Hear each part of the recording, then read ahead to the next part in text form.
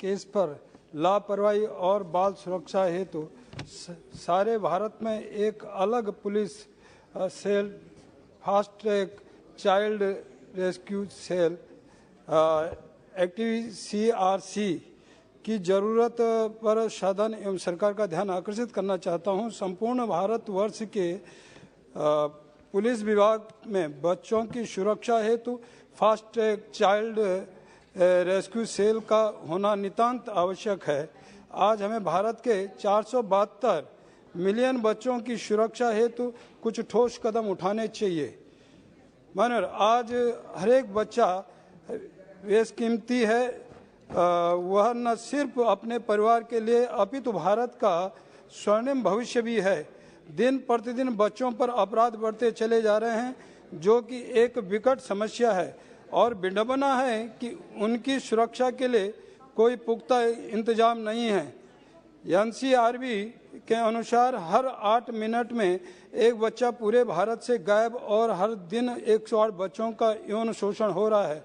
आज बच्चों की सुरक्षा में अनदेखी का निम्न कारण है। 0 FIR, जानकारी की कमी के कारण FIR करने में देरी, पुलिस बल में अत्यधिक कार्यभार, समय, नई तकनीकी व मैन पावर की कमी, CWC अनाथालय के बच्चों की जानकारी ऑनलाइन न होना, पुलिस को नाबालिग की खोज या मिलने पर आधार कार्ड के इस्तेमाल की पूर्ण छूट न होना, नवजात शिशुओं का आधार कार्ड के अभाव में हॉस्पिटल से चोरी और ताउम्र घर वापसी न होना, 9 से 18 साल के घर से भागे बच्चों के मिलने पर नाबालिग व अभिभावकों का काउंसलिंग न होना। मान्यवर, आपके माध्यम से बताना चाहता हूं कि NTCRC से तुरंत FIR और तुरंत कार्रवाई होना तथा केंद्रीकृत डेटा होने पर बच्चे के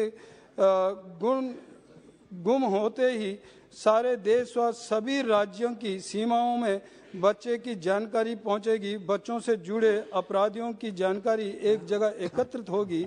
बायोमेट्रिक प्रौद्योगिकी सुविधाएं तुरंत FIR और तुरंत कार्रवाई न करने पर दंड तथा हॉस्पिटल या घर में पैदा हुए बच्चों के आधार कार्ड अनिवार्य रूप से बनाए जाएं। मेरा अनुरोध है कि कृपया देश में fast track child rescue cell का गठन करने के लिए ठोस कदम उठाए जाएं, ताकि हम लाखों करोड़ों बच्चों को बचा सकें। मान्यवर, बहुत बहुत धन्यवाद। Shri Ashok Kumar Rawat ji. Thank you chairman साहब।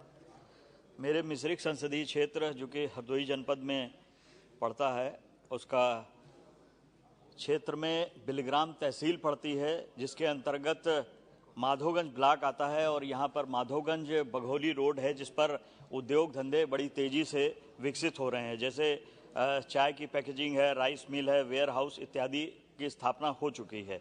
मेरा आपसे सदन के माध्यम से सरकार से अनुरोध है कि माधोगंज को औद्योगिक क्षेत्र के रूप में विकसित किया जाए, ताकि वहाँ के युवाओं को रोजगार मिल सके। और यही धन्यवाद। इसी के साथ ही बहुत बहुत धन्यवाद। श्री प्रभुभाई वसावा जी। प्रभुभाई वसावा जी। Shrimati Sangeeta Kumari Singh Dev ji. Thank you, Chairman, sir.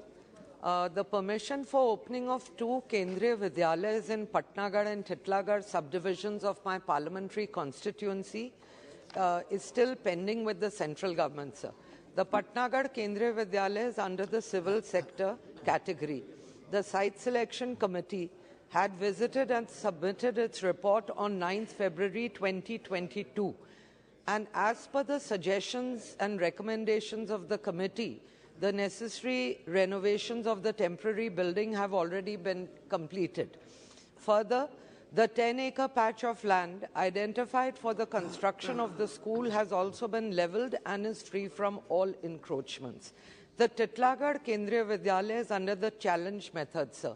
And the matter of the Titlagarh Kendriya Vidyalaya has been going on since 2010. So I request the Honourable Minister of Education, through you, sir, to expedite the process of approvals needed for the opening of these two Kendriya Vidyalayas in Patnagarh and Titlagarh in Bolangir parliamentary constituency. Thank you, sir. Thank you very much. Shri Bholanath ji.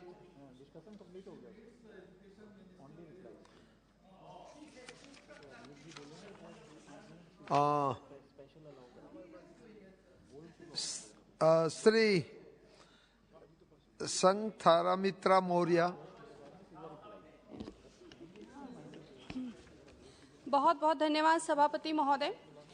महोदय, शिक्षा व्यक्ति के व्यक्तित्व का ही विकास नहीं करती, बल्कि उसे पुरातन व रूढ़ मान्यताओं के गहरे भंवर से निकालकर प्रकाश की ओर भी ले जाती है। महिलाओं के संदर्भ में शिक्षा की बात हो तो माता सावित्रीबाई फुले का नाम आता है। उन्होंने न केवल महिलाओं को पुरातन रूढ़ियों की बेड़ियों से आजाद किया, वरन उन्हें एक खुला आसमान दिया जहां वह अपने सपनों की उड़ान भर सके।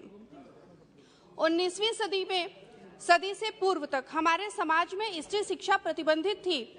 जो थोड़ी बहुत शिक्षा दी भी जाती थी, उसका मुख्य केंद्र परिवार व पाक कला की निपुणता थी। इससे अधिक समाज में स्त्री शिक्षा का कोई व्यवहार नहीं था।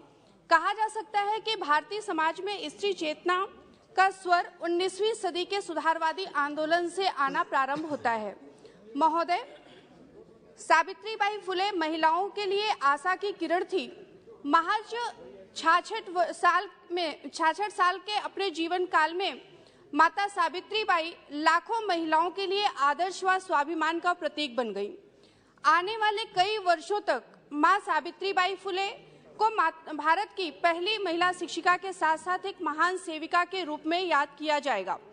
पूर्व में महोदय, मैंने माता सावित्रीबाई फुले जी की जयंती को महिला शिक्षक दिवस के रूप में मनाए जाने की मांग की थी, जिसका जवाब माननीय मंत्री जी के द्वारा लिखित रूप से दिया गया कि 5 सितंबर डॉक्टर सर्वपल्ली राधाकृष्णन की जयंती को शिक्षक दिवस के रूप में मनाया जाता है, इसलिए यह संभव नहीं है। महोदय, मैं आपके माध्यम से बताना चाहती हूं कि मेरी मांग यह नहीं थी कि 5 सितंबर की जगह 3 जनवरी को शिक्षक दिवस मनाया जाए, बल्कि मेरी मांग यह थी कि माता सावित्रीबाई फुले, जिन्हें आधुनिक भारत में एक ऐसी महिला के रूप में भी श्रेय दिया जाता है जिन्होंने ऐसे समाज में जब महिलाओं को पूर्ण आजादी उपलब्ध नहीं थी और वे उपमानों के अस्तित्व में जी रही थी, तब माता सावित्रीबाई फुले ने स्वयं की आवाज को बुलंद किया और महिला अधिकारों के लिए संघर्ष किया। आज महिलाएं हर क्षेत्र में आगे हैं और आगे बढ़कर समाज में अपनी उपस्थिति दर्ज कर रही हैं, और यह शिक्षा के माध्यम से ही संभव हो सका है। शिक्षा ने स्त्रियों को उनके अधिकार दिए, उनकी सुरक्षा के लिए बुलंद हौसले दिए। इसलिए महोदय, उस माता सावित्रीबाई फुले की जयंती 3 जनवरी को महिला शिक्षिका दिवस के रूप में मनाया जाए, यह मांग करती हूँ। बहुत बहुत धन्यवाद। Thank you. श्री राहुल कासवान जी। श्री छतर सिंह दरबार।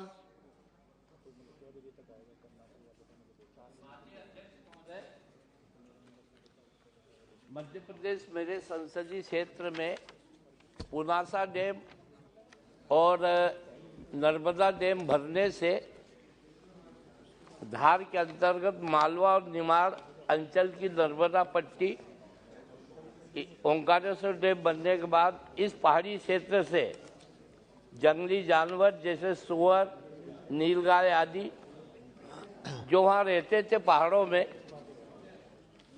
वो सब मालवा और निमाड़ अंचल में आ गए हैं। ये जंगली जानवर इस पूरे क्षेत्र के किसानों की फसल को पूरी तरह तहस नहस करके भारी नुकसान पहुंचा रहे हैं। इस संबंध में सरकार से मेरा आग्रह है कि उपरोक्त जंगली जानवरों से किसानों की फसलों को बचाने हेतु तत्काल कोई कारगर कदम उठाए। धन्यवाद। धन्यवाद जी। श्री दुष्यंत सिंह जी। धन्यवाद चेयरमैन साहब। सर, आपका संरक्षण चाहिए सर। आपका संरक्षण चाहिए मुझे। This is not the point to be raise. Hello, question कर रहे हैं सर। आप अपनी बात रखो सर। इनकी बात रिकॉर्ड में नहीं जाएगी। सर, पूर्व राजस्थान नहर परियोजना ERCP वर्ष 2051 तक मेरे निर्वाचन क्षेत्र झालावाड़ 12 सहित 13 जिले में राज्य की 41% आबादी को लंबी अवधि की सिंचाई और पेयजल की जरूरतों को पूरा करेगी।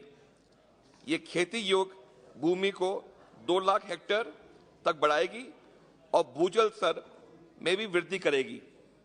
इस परियोजना की प्रस्तावित लागत 37,000 करोड़ रुपए है।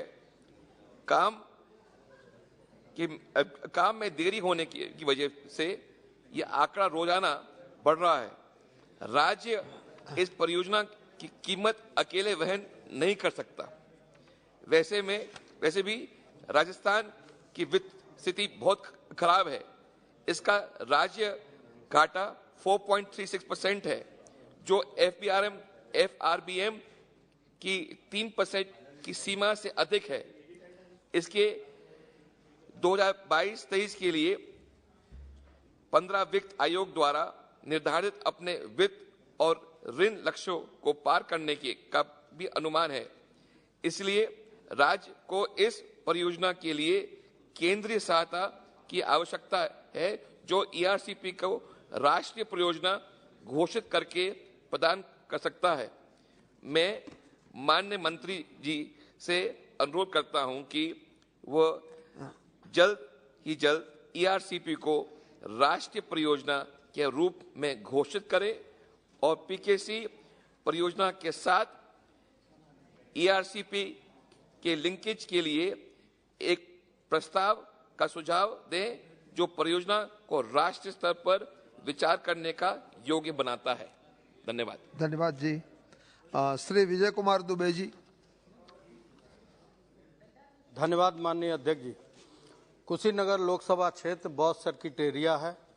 महात्मा बुद्ध का परिनिर्वाण भूमि होने के कारण प्रतिवर्ष दर्जनों देशों के बौद्ध तीर्थयात्री यहां दर्शन के लिए लाखों की संख्या में आते हैं।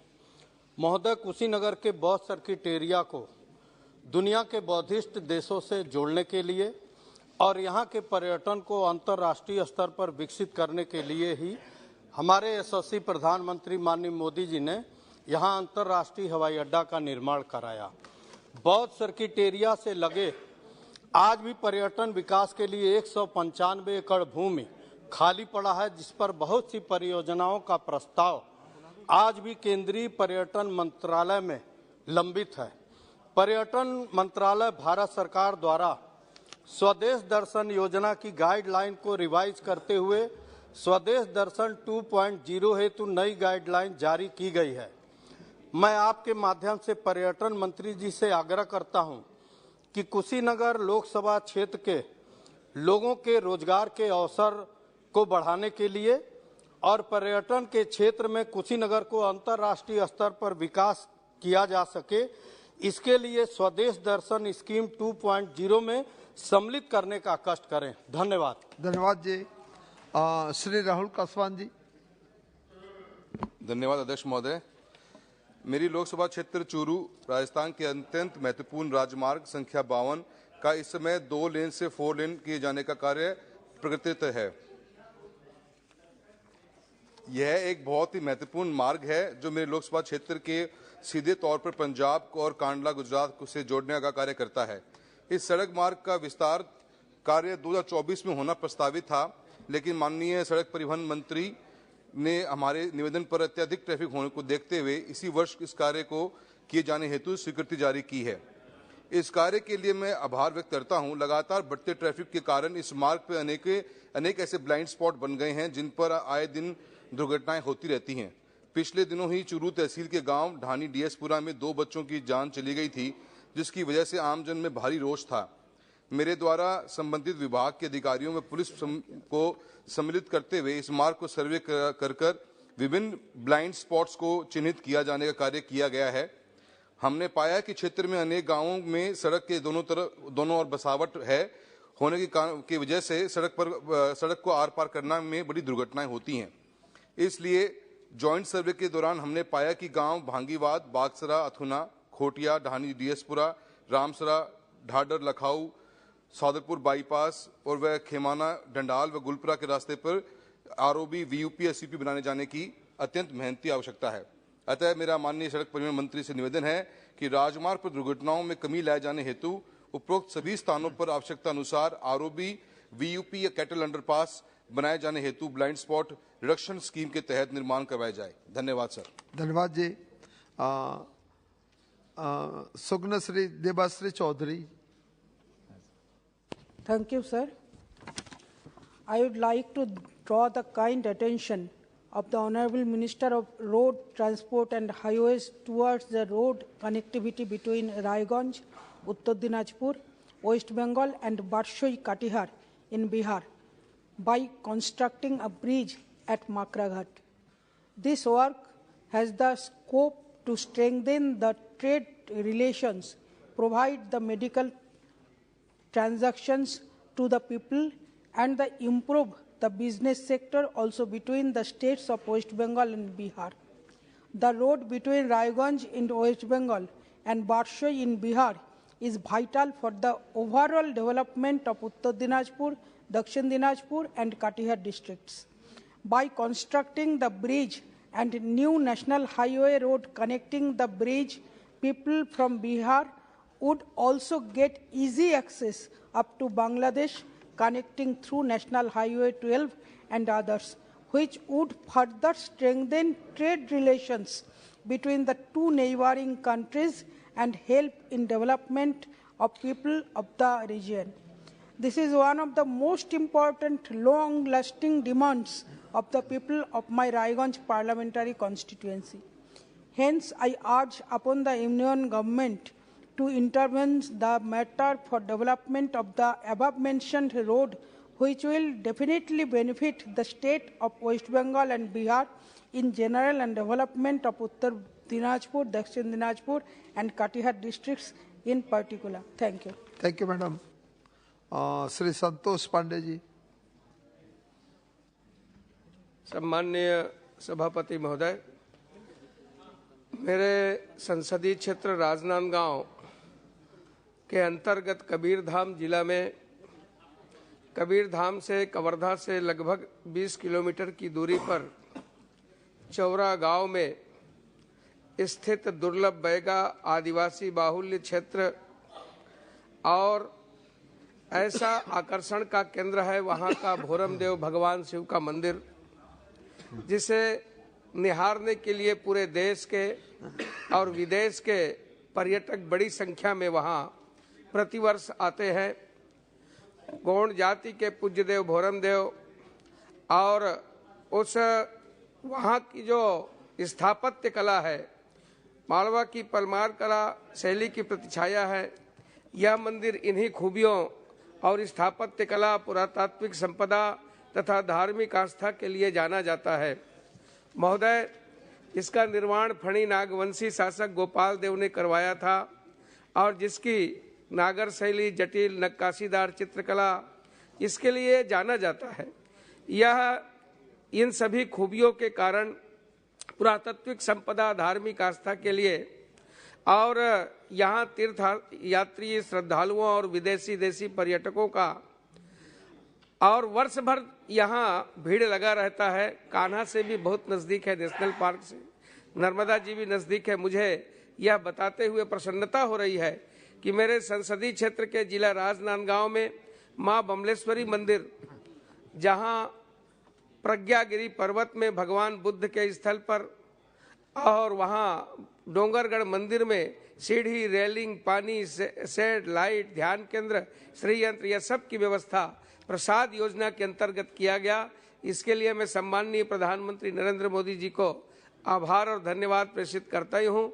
महोदय, मेरा निवेदन है, मेरा आग्रह है कि भोरमदेव को पर्यटन मंत्रालय से प्रसाद योजना से जोड़ने की कृपा करेंगे, जिससे पूर्ण रूप से वह विकसित हो सके। माता का स्थान बमलेश्वरी, ये सब प्रकार से विकसित हुआ, भोरमदेव विकसित हो। बहुत बहुत धन्यवाद।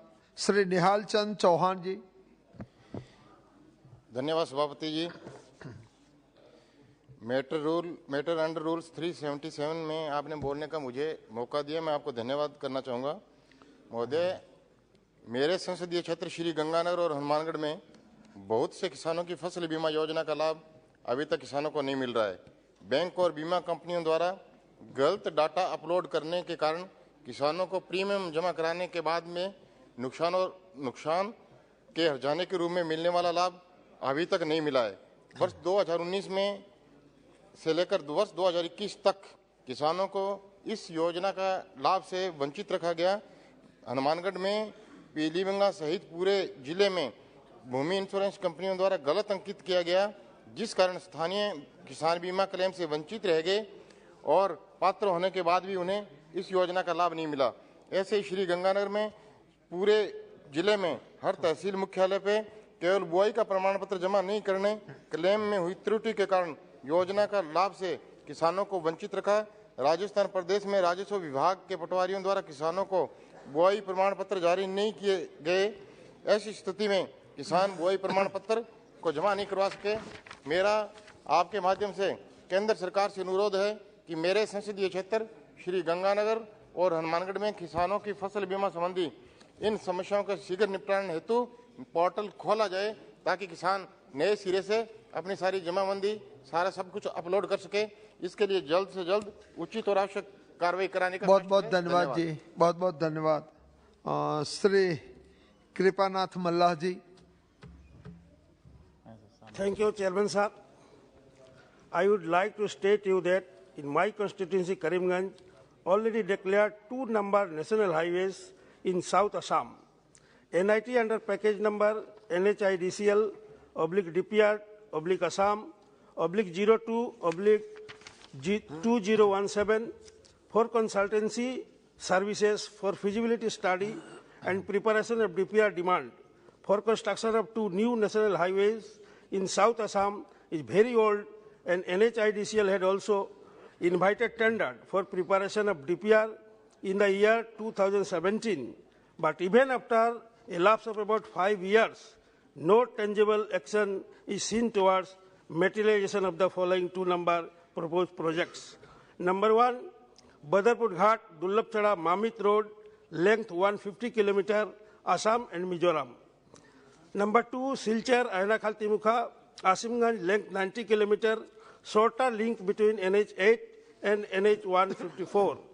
Therefore, I earnestly request Your Honor kindly to make arrangements for early commencement of work pertaining to the above said 2 number of NH in the interest of electorate of my parliamentary constituency. I shall be very much glad if you direct your good office to initiate actions in this regard on priority basis. Thank you. Thank you very much. Shri Santosh Kumar Gangwar ji. Shri Benny Behanan ji. Thank you, Chairman. In India, the number of people with disabilities was stated as 26.1 million. And these persons with disabilities are facing a lot of problems in day-to-day life, whether it is finding a job or securing their life. The average percentage of employment of people with disabilities in the public sector is on merely 0.5%, and in private sector it is 0.28%, and in the multinational it is only 0.05%. Therefore, by considering the importance of securing the rights of people with disability so they can participate fully, equally and effectively in society, the government should launch a national job portal which will provide private as well as government jobs for the people with disabilities. On the other hand, while considering the number of their proper treatments, health and for securing their life, the government should hence introduce a special insurance policy to these persons with disabilities. Hence, I urge upon the government through you to take this matter on the urgent priority basis and to take these necessary measures to ensure the well-being of the person with a disability. Thank you, sir. Thank you. Srimati Geeta Koraji. Sri Vincent H. Palaji. Thank you, Chairman, sir. Sir, this is to highlight the fact and bring it under the notice of the Honorable Minister of Transport and highways that the following stretches of roads under SARDP Northeast Phase A has been approved in principles and declared as new highways in the state of Meghalaya. Nong Stoin, Mau 8, Nong Jri, approximately 75 kilometers. Dikhya, Sutnga, Saipung, Molse, 84 kilometers. However, it has been 5 years since the approval was made, yet no development has been seen as promised. Our people are facing a lot of issues due to this, as it is getting difficult to commute to places because of the lack of adequate connectivity. Not just this, the slow progress of roads construction has also halted the economic activities around the area. I would appreciate if you could send a central team to decide on the said issues and initiate actions to improve roads in the state of Meghalaya and speed up the construction process using innovative techniques at the earliest. Thank you, sir. Thank you very much. Dr. Kalanidhi Veeraswamiji. Yes, sir. Sir, thank you very much, sir. The railways can earn additional revenue if extension of the following trains via Kadalur is made, sir. It will provide extra inter-districts rail connectivity and improve tourism. I would like to highlight the numbers and the train routes, sir. It's 06541-542, Mayiladuthurai, Thiruvarur, Mayiladuthurai up to Viluppuram Junction, 06415-416, 06873, 06874, Mayiladuthurai, Tanjavur, Mayiladuthurai up to Viluppuram Junction, and 06403 and 404, Mayiladuthurai, Mannargudi, Mayiladuthurai up to Viluppuram Junction, and 06737, 738, and 06799, Viluppuram, Puducherry, Viluppuram up to Thiruvarur Junction, and 06725, 726, Melmarottur, Viluppuram, Melmarottur up to Mayiladuthurai Junction, and 06689 and 690, Mayiladuthurai, Viluppuram, Mayiladuthurai up to Mannargudi Junction, and the following train numbers 06691, 692, 694, 695, and 06877 from Viluppuram, Mayiladuthurai, Thiruvarur up to Nagapattinam Junction, sir. Sir, I request the union government to consider this request as thousands of travelers use these trains every day, and already several places the train stoppings have been stopped, sir. We would request them to consider that also. Thank you very much. Thank you very much. Sri Madila Gurumurthy ji. Thank you, Chairman, sir. Chairman, sir, Tirupati is an educational hub with institutes of national importance like IIT, IISER, and International Institute of Digital Technology, 7 universities apart from having medical colleges and engineering institutes. Tirupati is strategically located and is very close to other states like Karnataka and Tamil Nadu, along with lot of industrial clusters and police training college. The establishment of the world first forensic and allied sciences university campus to meet the demands of law enforcement agencies for forensic experts at national and international level. In the process of globalization of forensic sciences, it is proposed to establish national forensic university campuses across the country for the benefit of the scientific investigative experts of the country. I request through you, sir, to the Honorable Minister of Home Affairs to initiate the process of establishment of National Forensic University campus at Tirupati, sir. Thank you, sir. Thank you very much. Professor Saugata Roy ji. Professor Saugata Roy. Yes, sir. Sir, could you attend a program at the Constitution Club yesterday? You start you read your script. Sir, please, during my presentation, please don't look at the paper. No, you have to read the script. You have to read the script. I am reading. But you don't, please. You please read the script. Sir, I raise the following matter under Rule 377.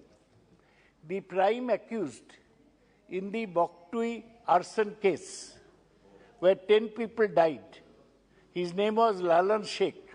ये नहीं है script में, ये record में नहीं जाएगा. This will not go. This name will not go. Whatever is. अच्छा आप बोलिए. Whatever is written, you have to speak. यही तो. सबको यही करना है. तो सर यही तो बोल रहा हूँ. दो एक omission हो गया वो बोल देता हूँ. आप बोल दो ना. Sir, he died in CBI custody. in Rampurhat, Birbhum district, West Bengal on 12 December 2022. आपकी स्क्रिप्ट के मुताबिक बोलो. You are speaking out of this. ठीक है. How many? 1-2 words only. आप पढ़िए. सुनिए ना. हाँ, आप तो बहुत सीनियर लीडर. हाँ, पढ़ रहा.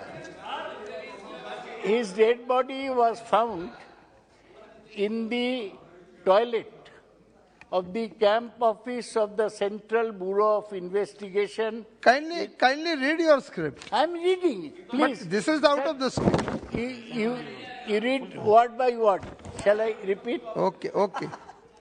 Sir, CBI, camp office of the CBI in Rampurhat on the day. The family of the deceased, including his wife, has alleged that he was killed in the CBI custody, and it was not a suicide. CBI claims that he committed suicide, though they have not provided any proof. The CS, Criminal Investigation Department of the West Bengal Police, has registered a case against some officers of the CBI for causing custody death, and they have gone to the High Court against the same. We demand that there should be an inquiry by a sitting judge of the Calcutta High Court to look into the incident. Thank you. In the Dr. Srikant Eknath Shinde. Sir, CBI is Dr. killing Srikant Eknath Shinde.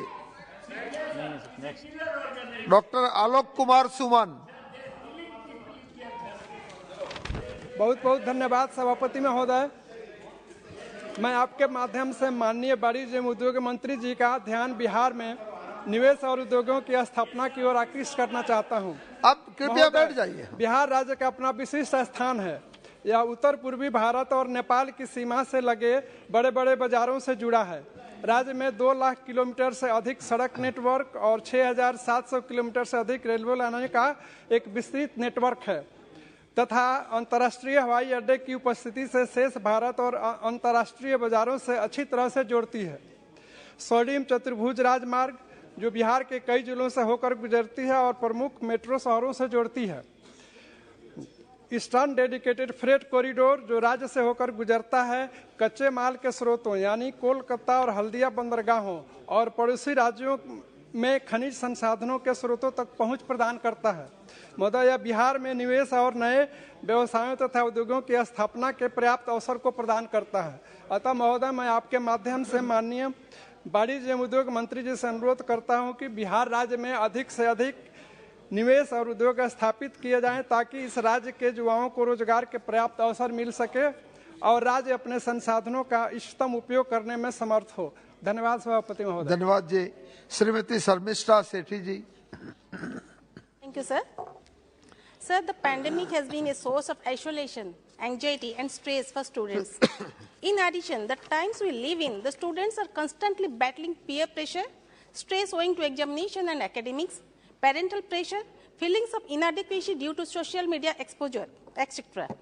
National Crime Record Bureau's report from 2021 shows that suicides among students increased by 4.5% in 2021. It is worrying to note that student suicides increased drastically during the pandemic in 2020 and 21 and have been on the rise in the last 5 years. So, World Health Organization reported that 1 in 7 10 to 19 years old experience mental disorders which remain untreated and unrecognized. Adolescents and kids' mental health has long been ignored and stigmatized. It is necessary that we bring this issue to the forefront and address it. We need more initiative at the school level for mental health intervention. Mental health care services should be made freely available in all schools. We also need initiatives that are aimed at parents and teachers so that they are sensitized to the needs of children or are in a position to identify their mental health concerns. Creating supportive social environments and networks is crucial to fight the stigma against mental health issues. I request the government to take necessary measures in this regard. Thank you, sir. Thank you, madam. Shri Ritesh Pandey ji. धन्यवाद अधिष्ठाता महोदय। Monsoon के समय मेरे क्षेत्र अम्बेडकर नगर में देशी विदेशी पक्षियों के झुंड से टांडा ब्लॉक के देवहर तालाब का सुंदर दृश्य देखते ही बनता है। यहाँ सैकड़ों मील दूर से आने वाले साइबेरियन पक्षियों का प्रवास 4 माह तक रहता है। इसके अलावा हंस, सारस, सलोन आदि विभिन्न प्रजाति के पक्षियों की मौजूदगी आकर्षण का केंद्र रहती है, लेकिन पेड़ पौधों के अभाव में इन्हें उपयुक्त माहौल नहीं मिल पाता और ये पलायन कर जाते हैं। उत्तर प्रदेश में इस स्थान को एक अलौकिक पर्यटन स्थल बनाने की पूरी संभावनाएं बनती हैं। देश विदेश से पर्यटन के लिए आने वाले लोगों के लिए एक अच्छा पर्यटन स्थल बन सकता है और इसके साथ साथ इसके अगल बगल निषाद समाज और राजभर समाज के कई सैकड़े गांव के लोगों को रोजगार भी मिलने का साधन बन सकता है, जो विभिन्न तरह के रोजगार से अपने परिवार का भरण पोषण पूरे साल तक कर सकते हैं। इसलिए मेरे क्षेत्र के लोगों ने इस पटल पर इस समस्या को और इस तालाब को एक पर्यटन स्थल बनाने का प्रस्ताव देने के लिए मुझे कहा है। इसलिए मेरी सरकार से अनुरोध है कि यहाँ पर एक सुंदर सा पंछी विहार का निर्माण हो ताकि देवहर तालाब का कायाकल्प हो सके। धन्यवाद। बहुत बहुत धन्यवाद। श्री कोठा प्रभाकर रेड्डी जी। चौधरी महबूब अली कैसर जी। धन्यवाद सभापति महोदय। मेरे खगड़िया लोकसभा क्षेत्र अंतर्गत महेशखूट से नारायणपुर वाया गोगरी नई रेल लाइन का सर्वे रिपोर्ट अग्रिम कार्यवाही हेतु महाप्रबंधक कार्यालय हाजीपुर द्वारा भेजा गया था, परंतु रेलवे बोर्ड ने पत्र संख्या 2019 W2/ECR/NL/SY41 दिनांक 28/10/20 के तहत उपरोक्त प्रस्तावित परियोजना को स्थगित कर दिया है।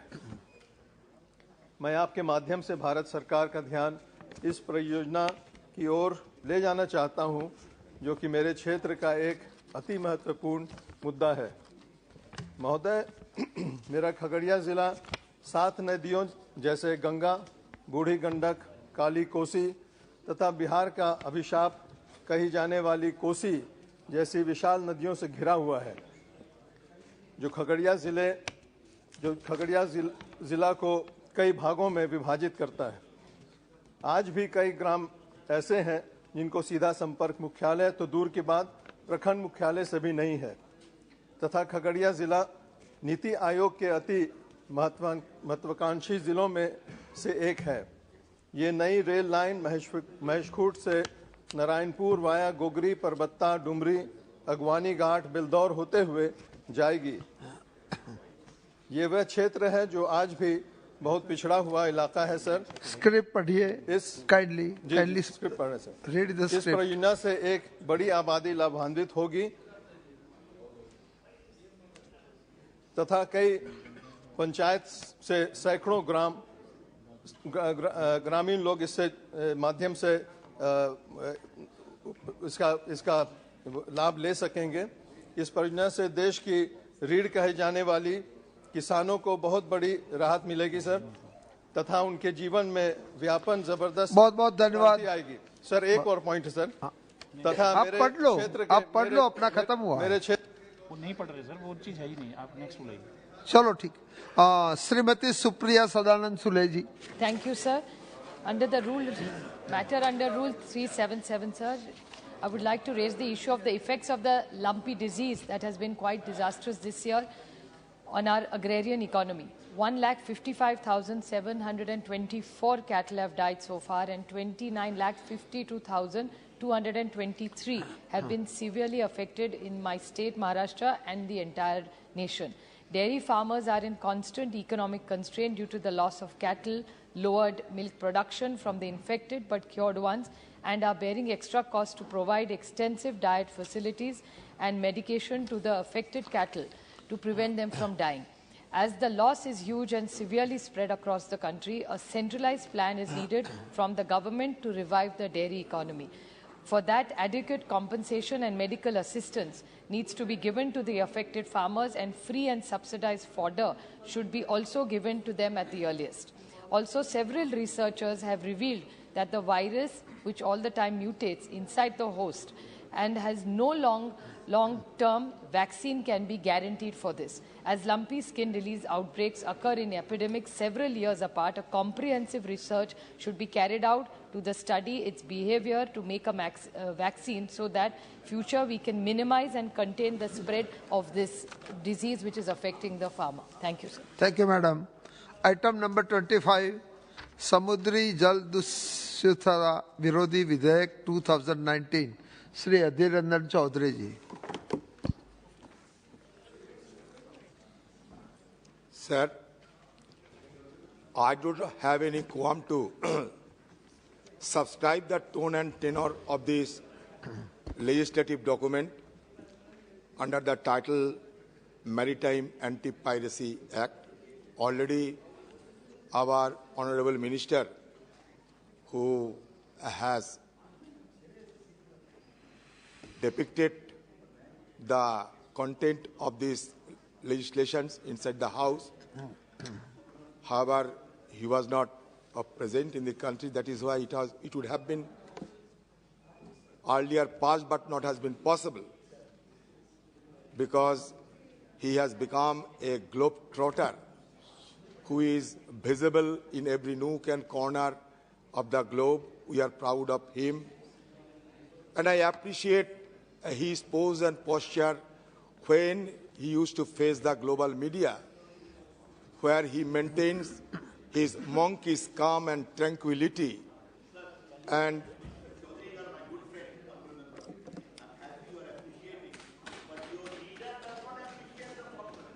I thought I must convey that.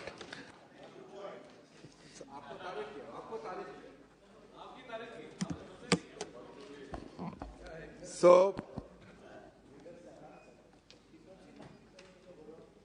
I found him never frazzled, flustered, exhausted by his activities. So certainly, not only me, my leader always appreciate the work if it is done for the sake of the country.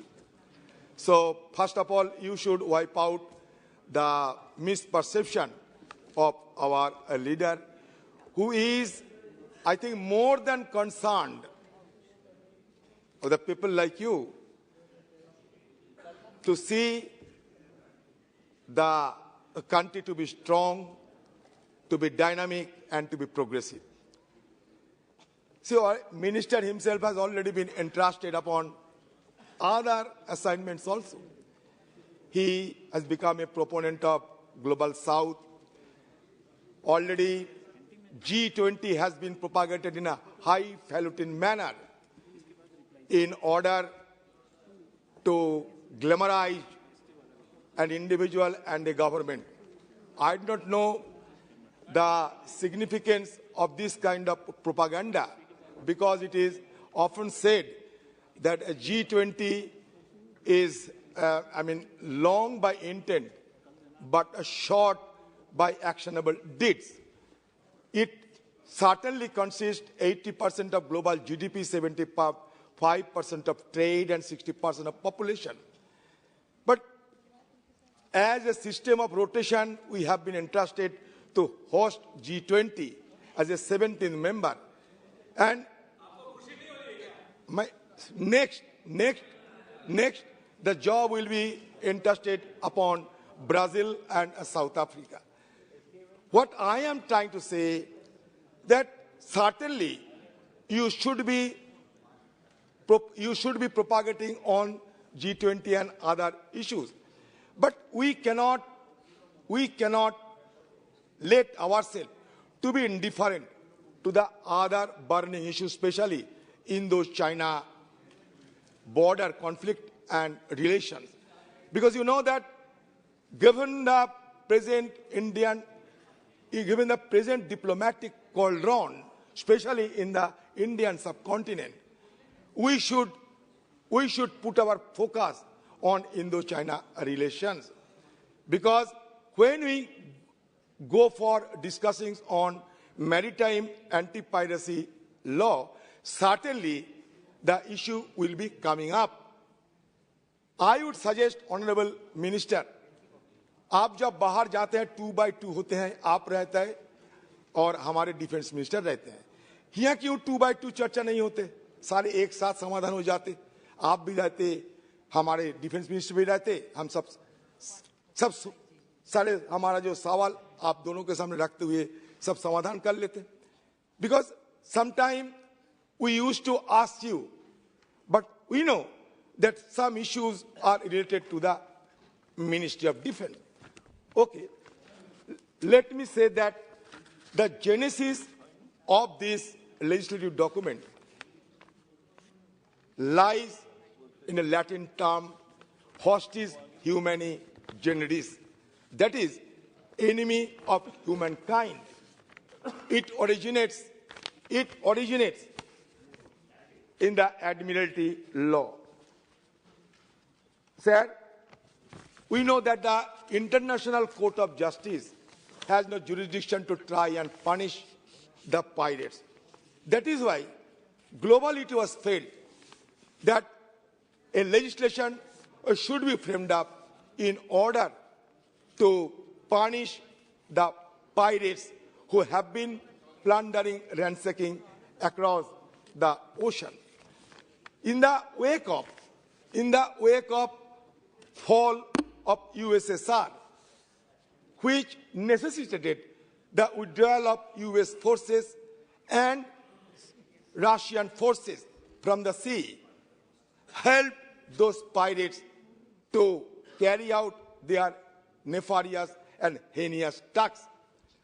And we have found the geometric rise of piracy across those regions, especially Gulf of Aden, where 20,000 of ships transit every year.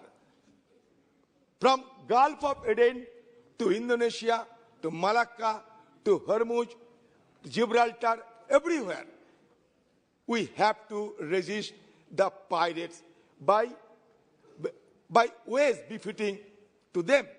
So naturally, we had earlier become a signatory to the Convention of UNICLOS.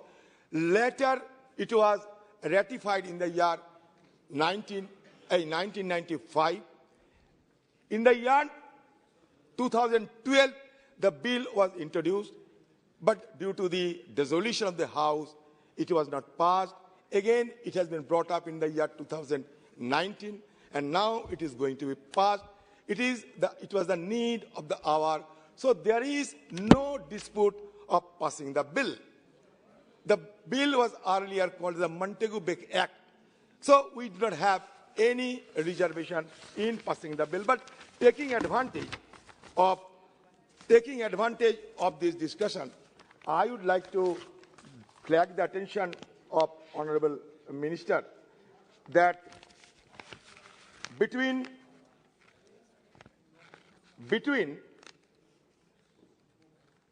29 to 2019, 500 Indians were captured by pirates. Between 2016 to 2020, more than 900 such incidents occurred globally. And 10% of global seafarers, you also admitted it, belongs to India. It is reported by International Chamber of Commerce that between 2019 to 2020, attacks on ships by pirates, robbers, increased by 20%. So now, the question is that we are living in the Indian Ocean region.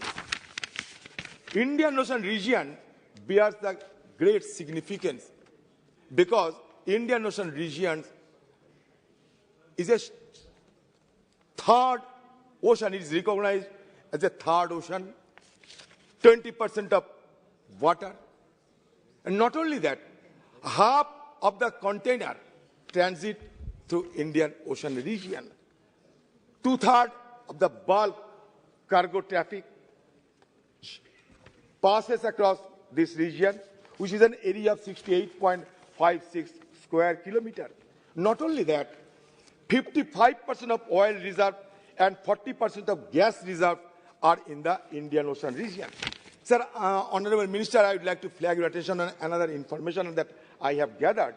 The recent analysis of global conflicts by Heidelberg Institute for International Conflict Research altogether suggested that 42% of world conflicts can be associated with the Indian Ocean countries. So we can easily, assess the gravity of this particular region. And certainly, the region has become a contest between America and China. There is no denying the fact.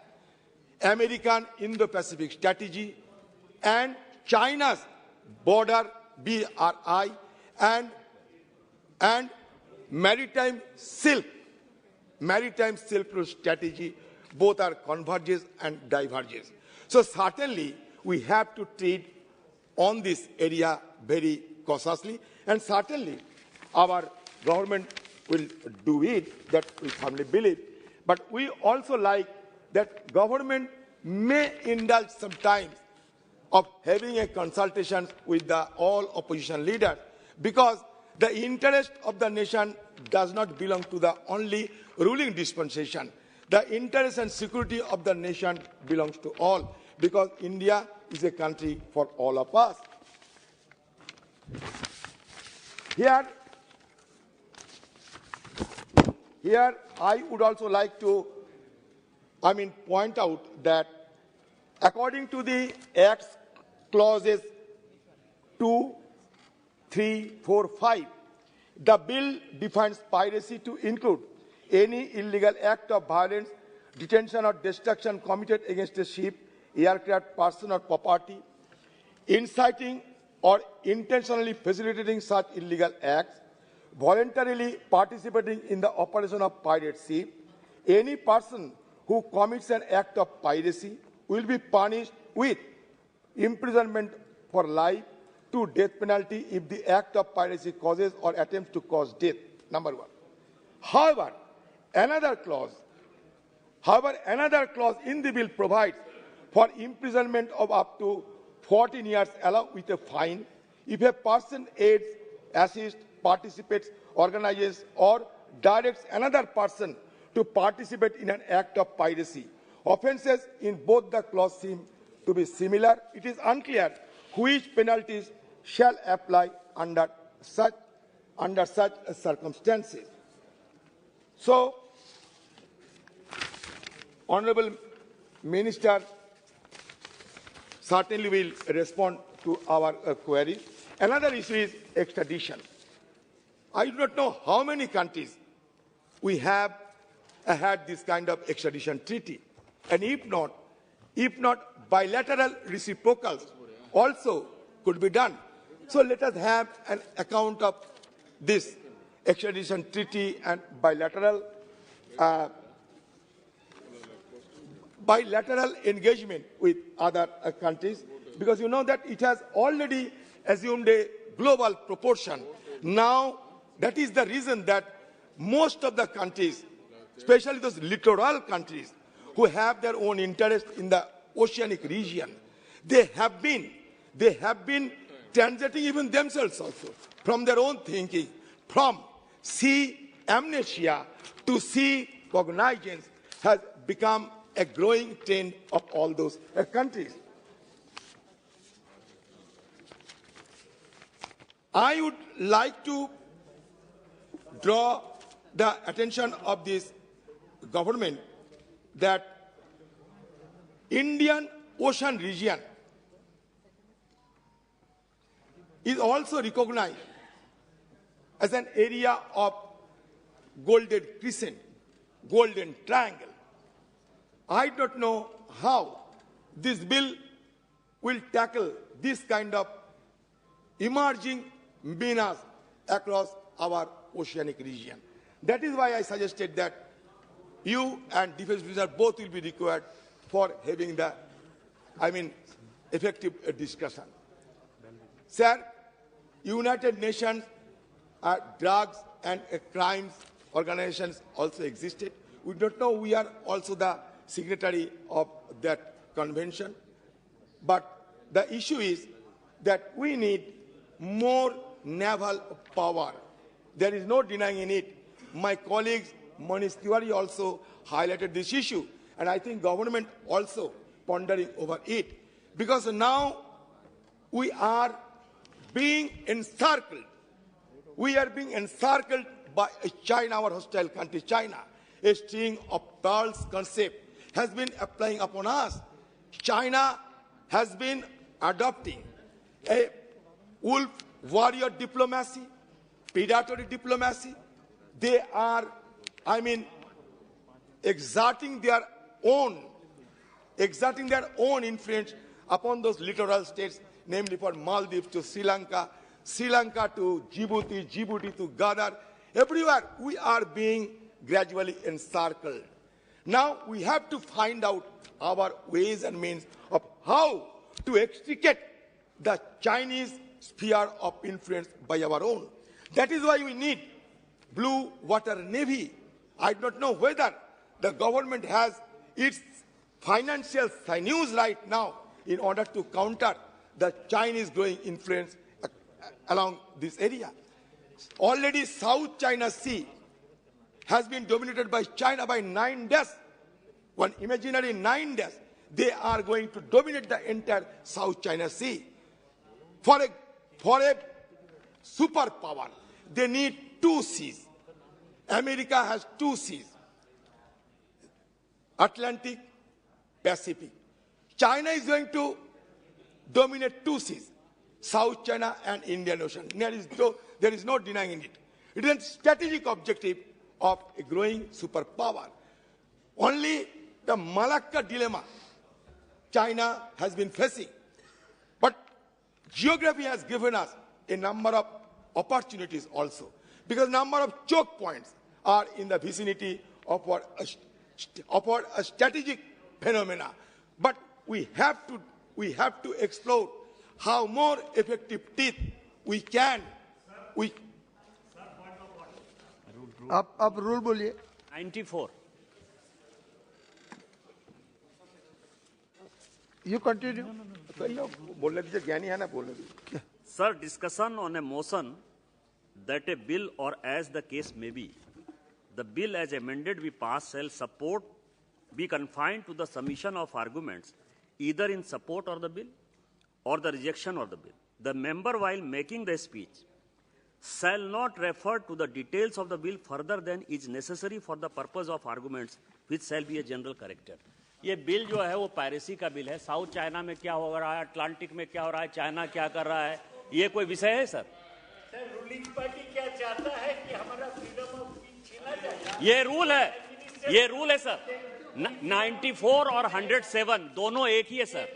94 rule 94 और rule 117. Dubey साहब एक minute. Dubey साहब sir, ये केवल bill पर confine करें sir. में सब समय निकल जाएगा तो ठीक है, आप बिल पर करिए और कंक्लूड कीजिए. अच्छा, बात ये कि अगर जयशंकर जी कहे कि मैं गलत बोल रहा हूं, मैं अभी अभी बैठ जाऊंगा. मैं जयशंकर भी विचार पे छोड़ रहा हूं. चलो आप आगे बढ़िए. Sir, yes, the South Asian countries for their energy supply depends on the maritime supply routes in the Indian Ocean. This is a region where the US-led Indo-Pacific strategy and the Chinese-led Belt Road Initiative and the Maritime Silk Road converges and diverges, paving ways for these 2 countries to exercise absolute strategic advantages over one another. Sir, I would like to quote Mr. Kaplan. Once Kaplan mentioned that geopolitics is the battle for space and power played out in a geographical setting. Just as there are military geopolitics, diplomatic geopolitics, and economic geopolitics, there is also energy geopolitics. We are trying to secure our energy because Minister himself has stated that we have to secure our energy routes. That is why I am referring this. Sir, I know that the ruling regime they does not want to speak on this issue more. But it is my duty also to flag the attention of Honorable Foreign Affairs Minister. Because because he knows the art of diplomacy. That is why I am goaded to offer some suggestion to him. Thank you. Sir, ho gaya. Sir, Jaishankar ji, according to Stalin, a diplomat's word must have no relation to actions. Otherwise, what kind of diplomacy is it? Words are one thing and actions another. Good words are a mark for the concealment of bad deeds. Sincere diplomacy is no more possible than dry water and wooden iron. Why I am saying is because before It is not Mr. Adhiranjan Chaudhary who is giving the speech. He is giving the point of view of the Congress party. So I would say when Congress is quoting Stalin, it should be taken note of. I am quoting Stalin only to enlighten the House that this government should not follow the path of Xi Jinping, because Xi Jinping is also a descendant of Mr. Stalin. That is why I referred it, and I thought it prudent to at least adumbrate our erudite external affairs minister. I think that external affairs minister will certainly take my views into cognizance without being provoked by those members of this House. So, sir, I am certainly supporting this bill, but the fact is that there are 2-3 caveats are there, because rarest of the rare cases has not been properly mentioned. Whether it has been wiped out, it has been abolished or not, that is not clear from this bill, because here you have mentioned that life imprisonment, death, both have been mentioned. So still some sorts of ambiguities. Thank you, ambiguities are there. Thank you. And so far as PMLA is concerned, that is presumptive clauses are concerned, I know that it is a very difficult task to clarify the issue, because according to Chief Justice Ramanna, the burden of proof was among one of the 2 prima facie issues that require consideration. When governments across the world are acquiring more extraordinary powers to govern people, it is essential to review the burden of proof, not just in the light of PMLA, but also in other laws that reverse the presumption of innocence. We are observing the assault of CBI. So this also should be reconsidered. Thank you very much. माननीय मंत्री जी. नहीं मंत्री जी बोलेंगे, record में नहीं जाएगा. मंत्री जी आप शुरू कीजिए. Sir, I rise to respond to the queries and concerns of the honourable members after I moved the official amendments to the Anti-Maritime Piracy Bill 2019. First of all, sir, I would like to thank all the honourable members across the House, because I think everybody has looked at this initiative very positively. There is a broad recognition that our country requires anti-piracy legislation. It is part of our international responsibilities. And I think by and large, I can see there is unanimity about the bill. I also, sir, want to particularly thank the Standing Committee. The chairman of the Standing Committee, Shri P.P. Chaudhary ji, had to leave just now because he had a Standing Committee meeting. But I want to put on record that he and his colleagues of all the parties who are members of the Standing Committee, they have made many invaluable suggestions. Out of the 18 recommendations, we have taken almost every one of them on board. And their recommendations, I want to say, have greatly helped in getting the right balance in this bill. Now, before I come, sir, to the points which were raised by individual members, I want to clarify one issue which came up, which was the question of government amendments, because I think some honourable members were either They had not seen the amendments. They were not aware of the amendments. Shri Manish Tiwari ji actually, in his remarks, said it was presented at very short notice. I want to put on record that actually government amendments were moved in the last session, in the monsoon session.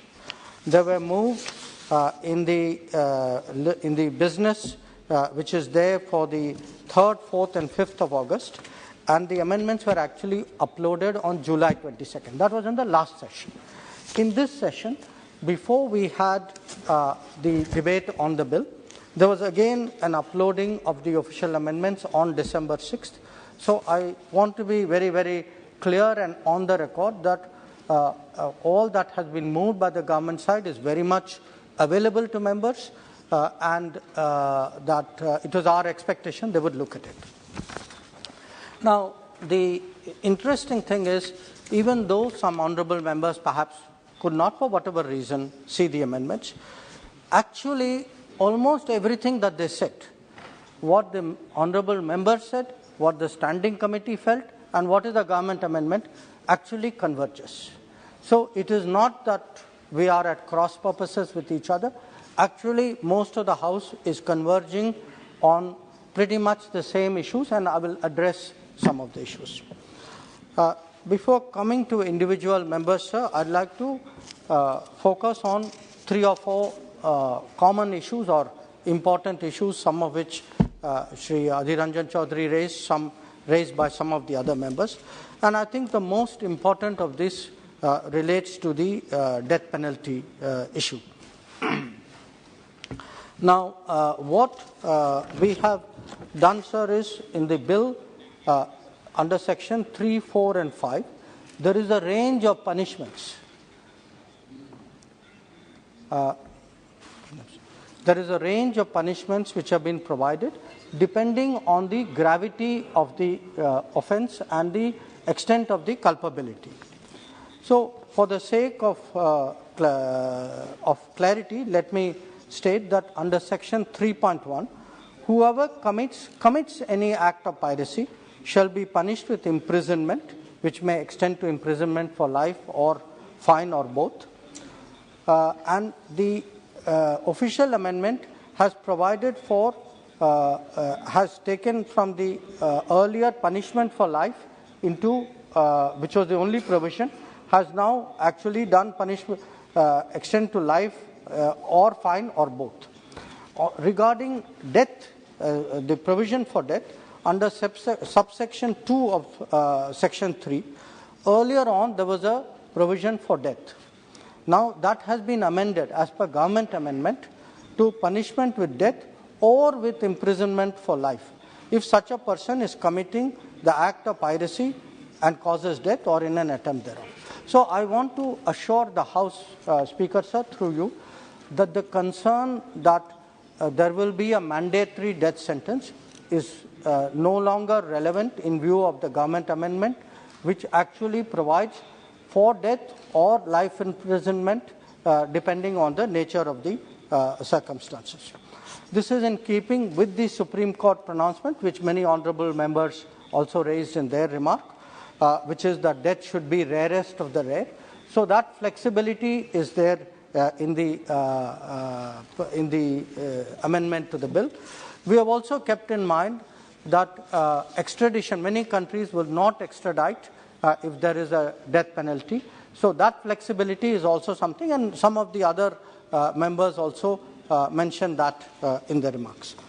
The second issue, sir, is the issue of graded punishment. Now, there are different articles and different levels of punishment. Under Article 3.1, for committing an act of piracy, you could have up to life imprisonment. But if someone attempts to commit or aids or abets or conspires or procure, that is then can be imprisonment for a term which may go up to 10 years. So it is a lesser offence. The punishment envisaged is lesser. If someone has participated or organized or directed another person in an act of piracy, the punishment for that is 14 years. So we leave it, sir, to the court to make the judgment depending on what is the culpability of a person accordingly that option for the punishment is there.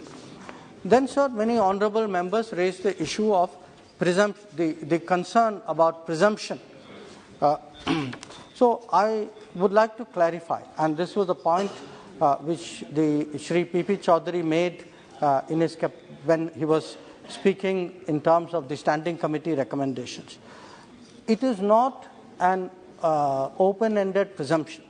Supriya Suleji, I think, expressed that concern, that it should not be that by presuming that government has the right to take action. There are very specific conditions relating to presumption. Condition number 1 is that arms, ammunition, explosives and equipment must be recovered. Condition number 2, there is evidence of the use of force. Condition number 3, there is evidence of an intended threat. So, unless these conditions, which prima facie show that some act of piracy has happened, and even there the presumption is unless the contrary is proved. So, I want to say very, very clearly that this is not a case where you are presumed to be guilty unless you are proven innocent. There has to be evidence on 2 cases, or there has to be a recovery in order for the presumption to take place. So I hope honourable members are reassured in this matter. Then some members, sir, raised the question of international cooperation. Now, we have the whole purpose of the bill is also to promote international cooperation. And I think many honourable members and the Standing Committee pointed out that we have been members of UNCLOS ratified it since 1985. We have not pursued the subsequent legislation to deal with piracy offences, and it is important we are seen as a responsible international player. Today, sir, correct. So we are today members of the RECAP, which is an arrangement of 20 countries in Southeast Asia, which happens incidentally to be headed by the former Chief of our Coast Guard, Mr. Natarajan. They deal with armed robbery and piracy in Southeast Asia. We are part of the contact group on piracy of the coast of Somalia, because there is a lot of piracy out there. We have been in the Gulf of Aden. We have deployed since 2008. We have also now joined the Combined Maritime Force based in Bahrain. Sri Manish Tiwari ji had raised that issue. The matter had been under consideration, but we came to the conclusion that the benefits of joining were more than of not joining. And in fact, for the first time, one of our ships has taken part in an exercise called Operation Southern Readiness as part of the CMF. We have also engaged with regional navies. We have engaged with foreign friendly countries. We have done EEZ surveillance. We have done coordinated patrols. We have created a maritime domain awareness system, and we have a fusion center in Gurugram, which actually gets data from the entire Indian Ocean area, so that there is better maritime security. Then, sir, the issue of our fishermen was also raised. I think Sumati ji raised it. Now, I was, sir, in a dilemma when she brought up the issue, because she said that Government of India is giving stepmotherly treatment because Tamil fishermen and fishermen of the Gujarat coast are treated differently. Now, I am a Tamil elected from Gujarat, and I was really not sure which side of the picture I give, because the other side would react. So I want to give a win-win answer, sir.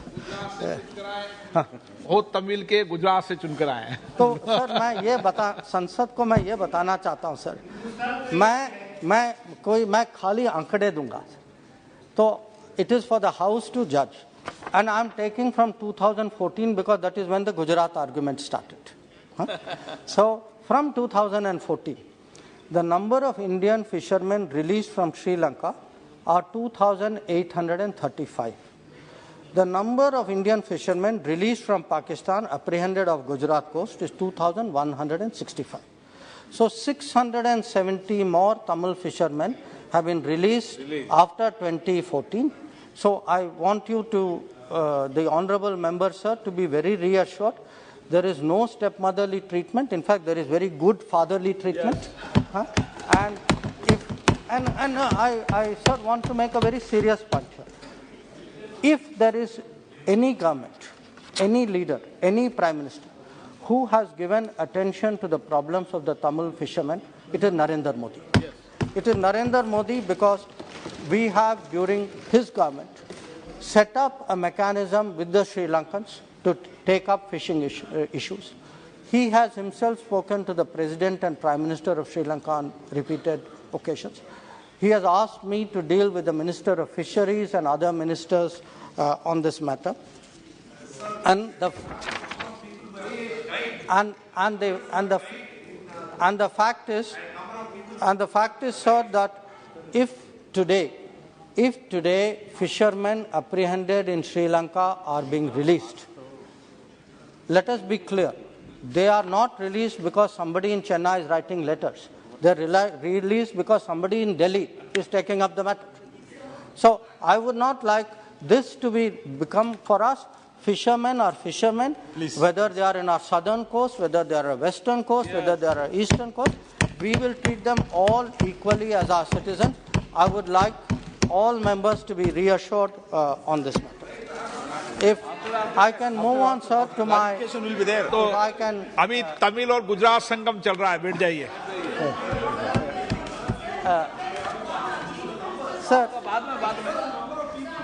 Sir, I would also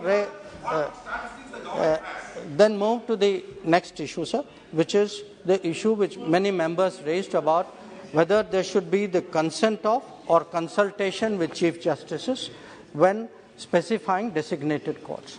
In this matter, sir, we were guided by the Ministry of Law and Justice, citing precedents. And the precedents are the Prevention of Money Laundering Act 2002 and the National Investigation Act 2008. In both cases, special courts were set up. In both cases, this were done with consultation of the Chief Justice of the High Court concerned. So I want to say that we followed that particular precedent.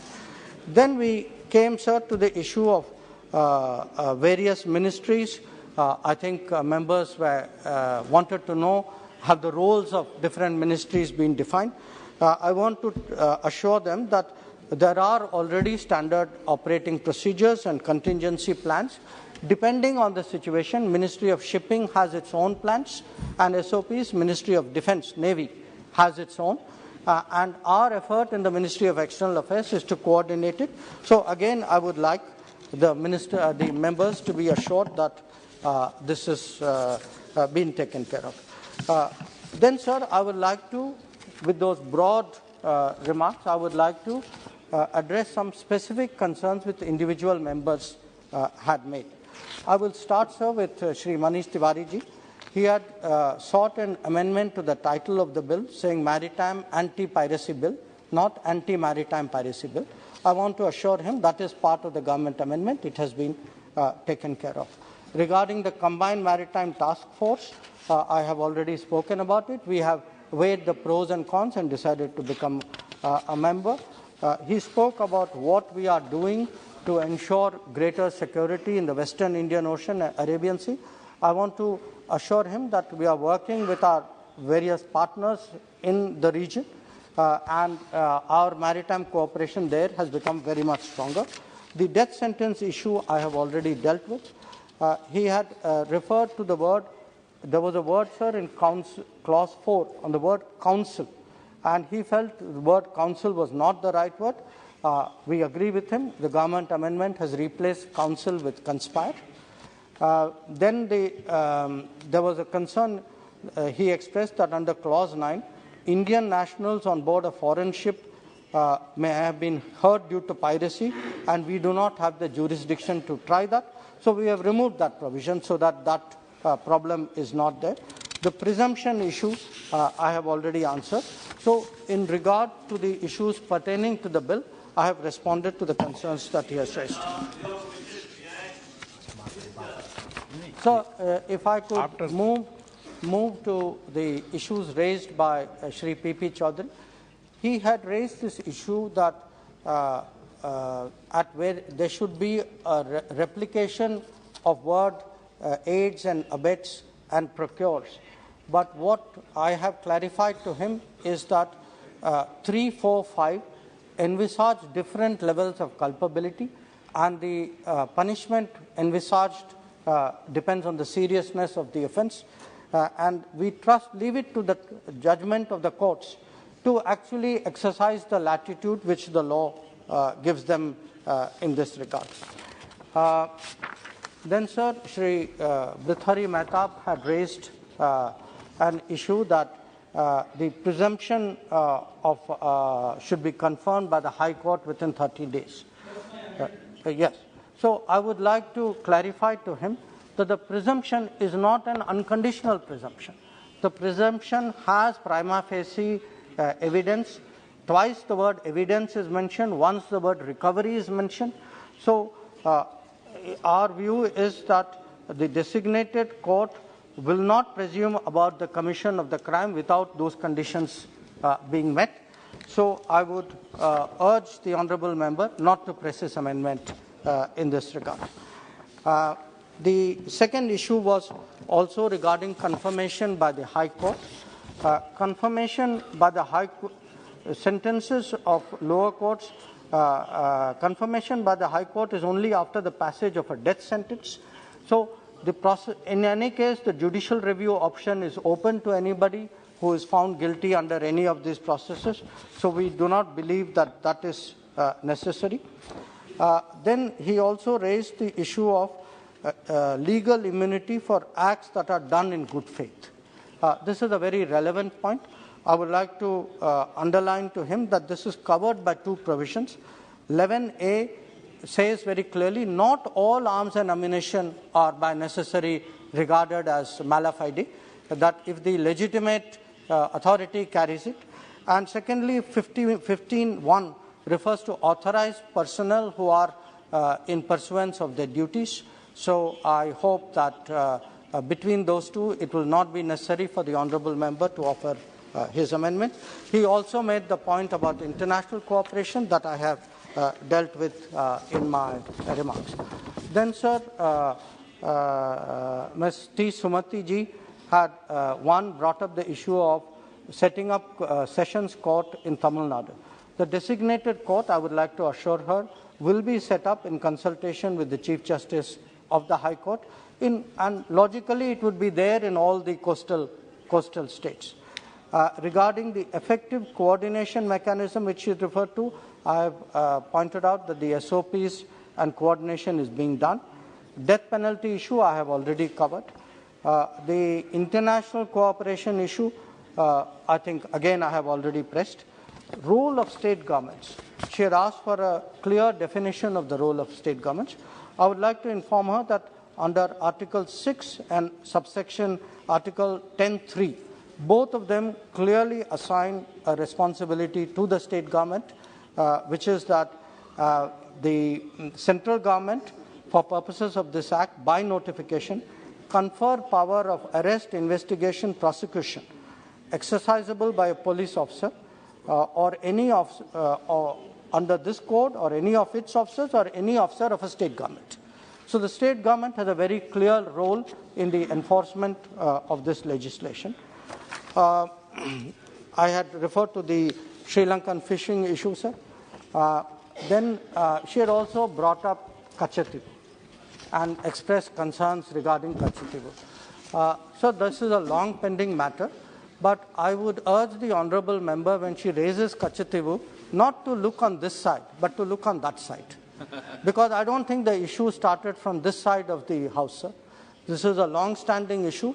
It is an issue which the honourable member knows because her party has also been in the government along with the party which actually moved the Kachativu agreement. So I think it is best we leave them to sort it out. So if I could move, sir, to the issues raised by Shri Vinayak Roth. The creation of courts on eastern and western seas, my answer has already covered that. Shri Kalyan Banerjee raised two issues. One was abolishing mandatory death penalty, that I have answered.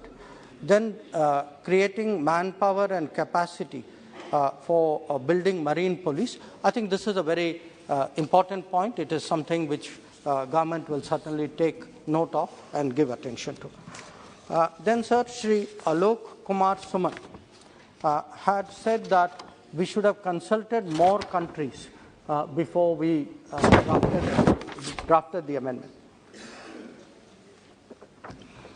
I would like to share with the House, sir, that the Standing Committee actually looked at a number of other international legislation. And they looked particularly at legislation in Australia, New Zealand, Sri Lanka, and UK, because the legal systems were very similar. And many of these countries already had legislation on the subject. So there was a best practices effort made before we drafted this bill.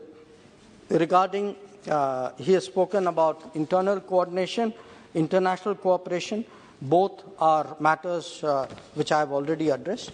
He's also spoken about creating a capacity building in this country to respond to to piracy situation.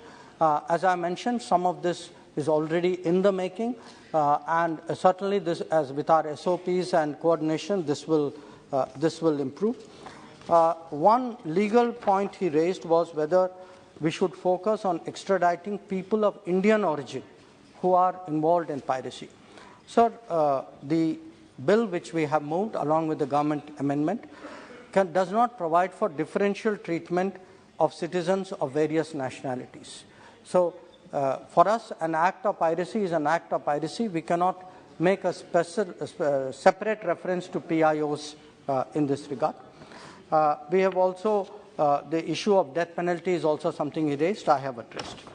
Then Sir Kumar Danish Ali Danish Ali ji had raised two issues. One was, of course, death penalty. I have replied to that. And secondly, whether life imprisonment should be for entire life. This is a legitimate issue, but it is not an issue for this House and for the government to decide. It is a matter for the courts to take a call on. Then Supriya Suleji had referred to the fact that there was no mention of cyber attack in the bill. So cyber attack is a very serious matter. It is a very legitimate concern, but it is outside the purview of this bill because this bill is focused on piracy.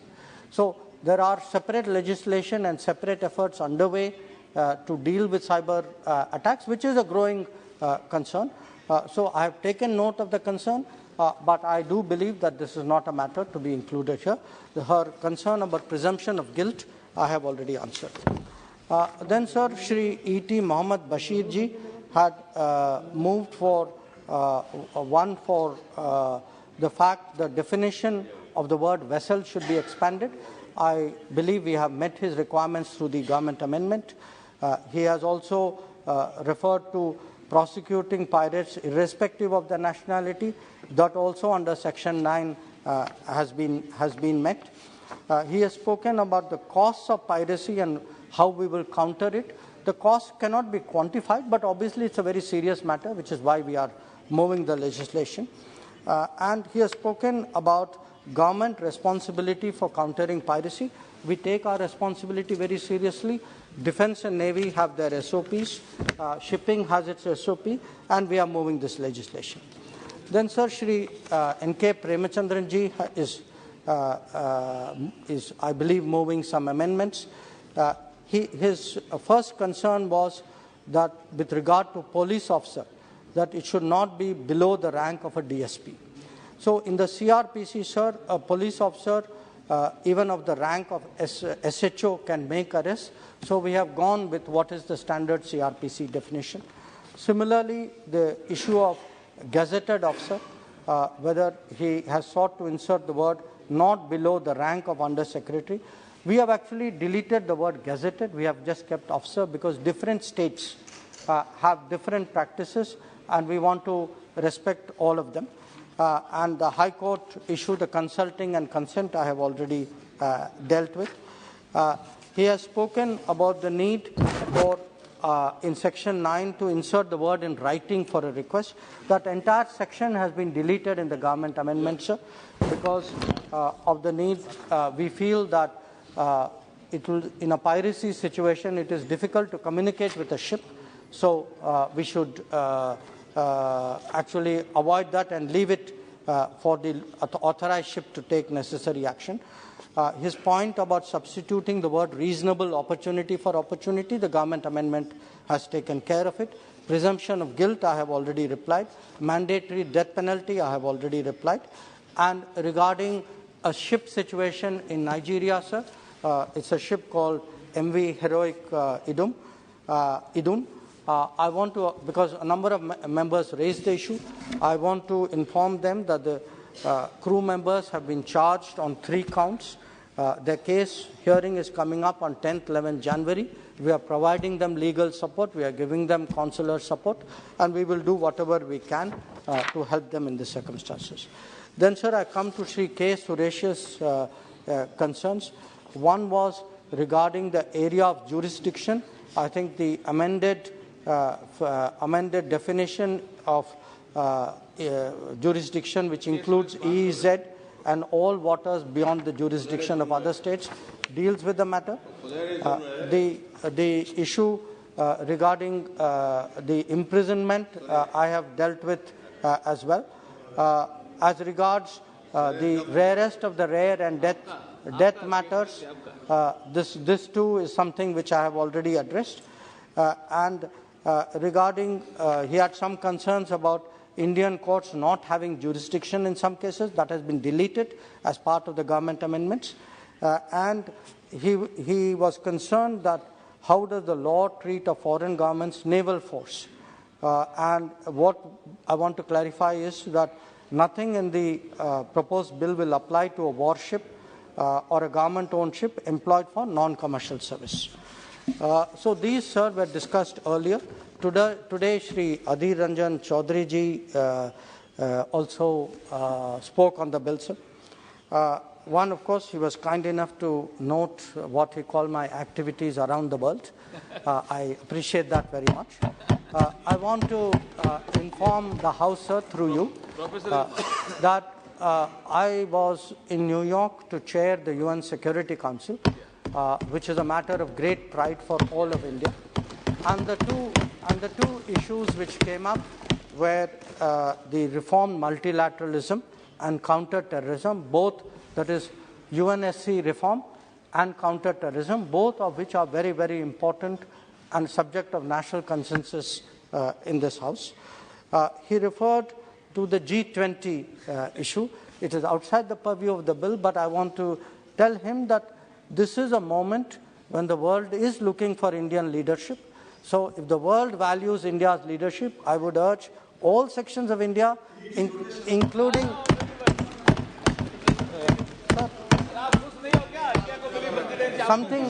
because something is rotational doesn't mean you are not valued. So then, sir,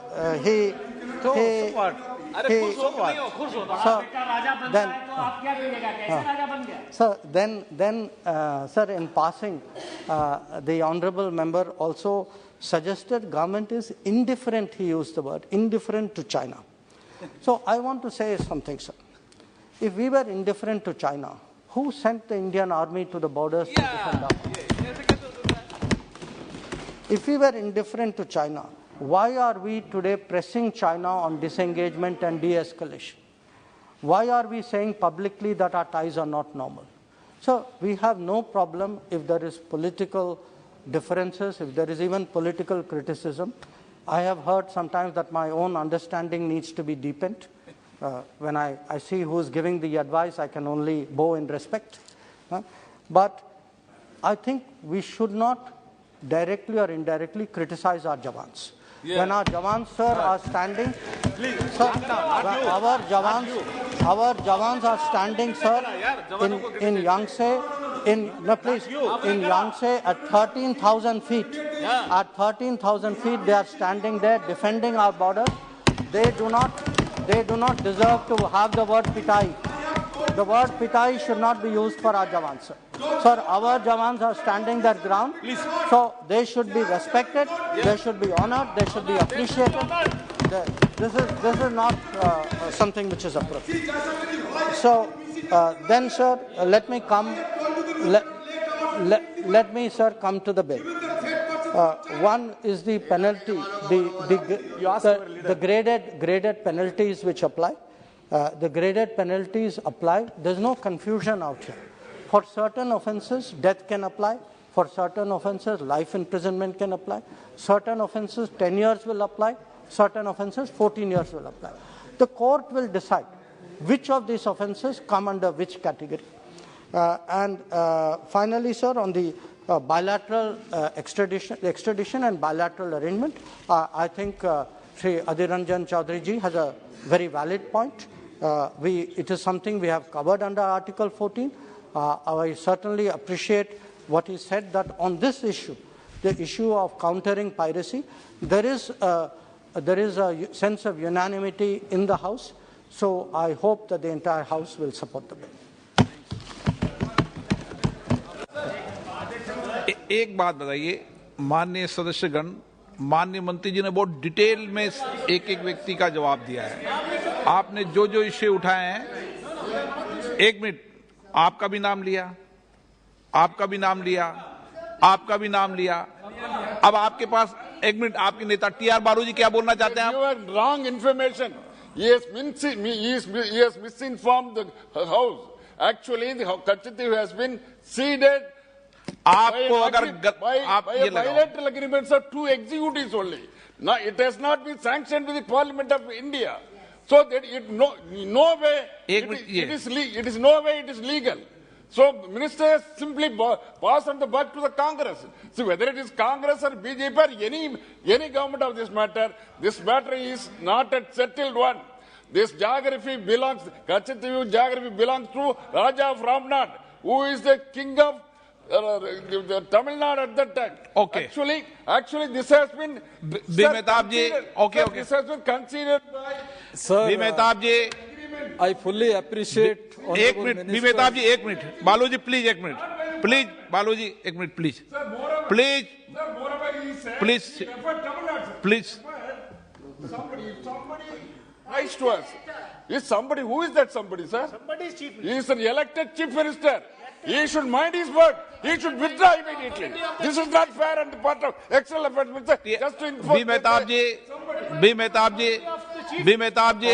Honorable Speaker, sir, I fully appreciate the views that has been, the point that has come up by the External Affairs Minister. After a very long time, actually, we are discussing about anti-piracy. 2000 years ago, in the eastern coast, the Kalingan mariners had a flourishing maritime activity and they were fighting against piracy. During the 7th, 8th and 9th century, it was the Cholas who ruled the Indian Ocean and also conquered large part of Southeast Asia, and they were also fighting against piracy. And I am also remembered in the 16th century, it was Chhatrapati Shivaji in the Arabian Sea who fought against piracy.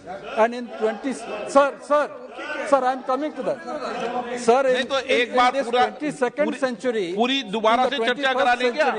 we are moving. मंत्री जी ने detail में आपको सबको जवाब दे दिया, क्या दोबारा से चर्चा करना है? Sir, last line, sir. Sir, last line. No last line, no. प्रश्न है कि विधेयक पर विचार किया जाए, जो सदस्य इसके पक्ष में हाँ गए, जो सदस्य विरोध में ना गए, मेरे विचार में निर्णय हाँ वालों के पक्ष में, हाँ वालों के पक्ष में विधेयक पर विचार करने तो प्रस्ताव को स्वीकृत किया गया। अब सभा पर विधेयक वार खंडवार विचार करेगी। माननीय मंत्री जी, संशोधन संख्या 616, मैं सबको मौका दे रहा था, सब एक साथ क्यों उठे? मैं सबको मौका एक एक को दे रहा था, मैंने बालू जी को दिया, बालू मेहताब जी को दिया, आपका सब एक साथ उठ गए आप सदन में? नो, गलत तरीका, नो।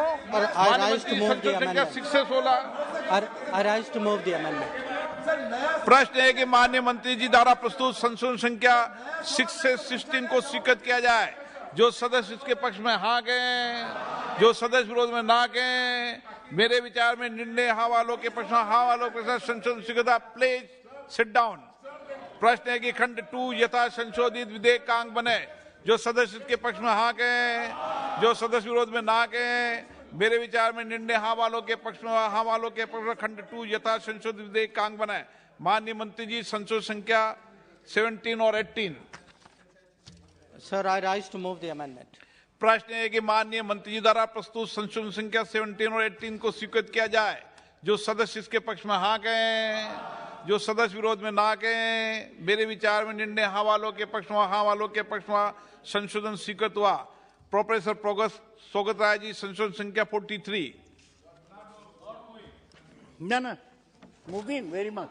ओके, प्रश्न है कि श्री सोगत राय जी द्वारा प्रस्तुत संशोधन संख्या 43 को स्वीकृत किया जाए। जो सदस्य के पक्ष में हाँ कहें, जो सदस्य विरोध में ना कहें मेरे विचार में निर्णय ना वालों के पक्ष में ना वालों के पक्ष में। आपने कह दिया था मुंह, तो मैंने चला दिया आगे।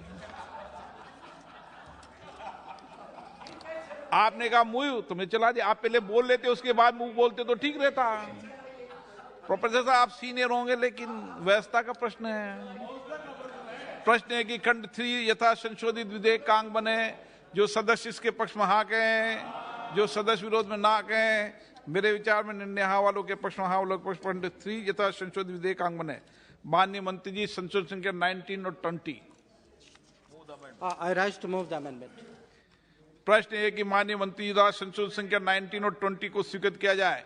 जो सदस्य इसके पक्ष में हाँ कहें, जो सदस्य विरोध में ना कहें मेरे विचार में निर्णय हाँ वालों के पक्ष में हाँ वालों के पक्ष में संशोधन स्वीकृत हुआ। प्रोफेसर सोगत राय जी, संशोधन संख्या 44। Sir, I beg to move that in page 3, line 9, for 14 years, substitute 20 years. I move the amendment. प्रश्न ये कि श्री सोगत राय जी द्वारा प्रस्तुत संशोधन संख्या 44 को स्वीकृत किया जाए। जो सदस्य इसके पक्ष में हाँ कहें, जो सदस्य विरोध में ना कहें मेरे विचार में निर्णय ना वालों के पक्ष में ना वालों के पक्ष में संशोधन स्वीकृत हुआ। प्रश्न है कि खंड 4 यथा संशोधित विधेयक का अंग बने। जो सदस्य इसके पक्ष में हाँ कहें, जो सदस्य विरोध में ना कहें मेरे विचार में निर्णय हाँ वालों के पक्ष में हाँ वालों के पक्ष में संशोधन खंड 4 यथा संशोधित विधेयक का अंग बना। माननीय मंत्री जी, संशोधन संख्या 21। I rise to move the amendment. प्रश्न है कि माननीय मंत्री जी द्वारा प्रस्तुत संशोधन संख्या 21 को स्वीकृत किया जाए। जो सदस्य इसके पक्ष में हाँ कहें, जो सदस्य विरोध में ना कहें मेरे विचार में निर्णय हाँ वालों के पक्ष में हाँ वालों के पक्ष में संशोधन स्वीकृत हुआ। श्री सोगत राय जी, संशोधन संख्या 45।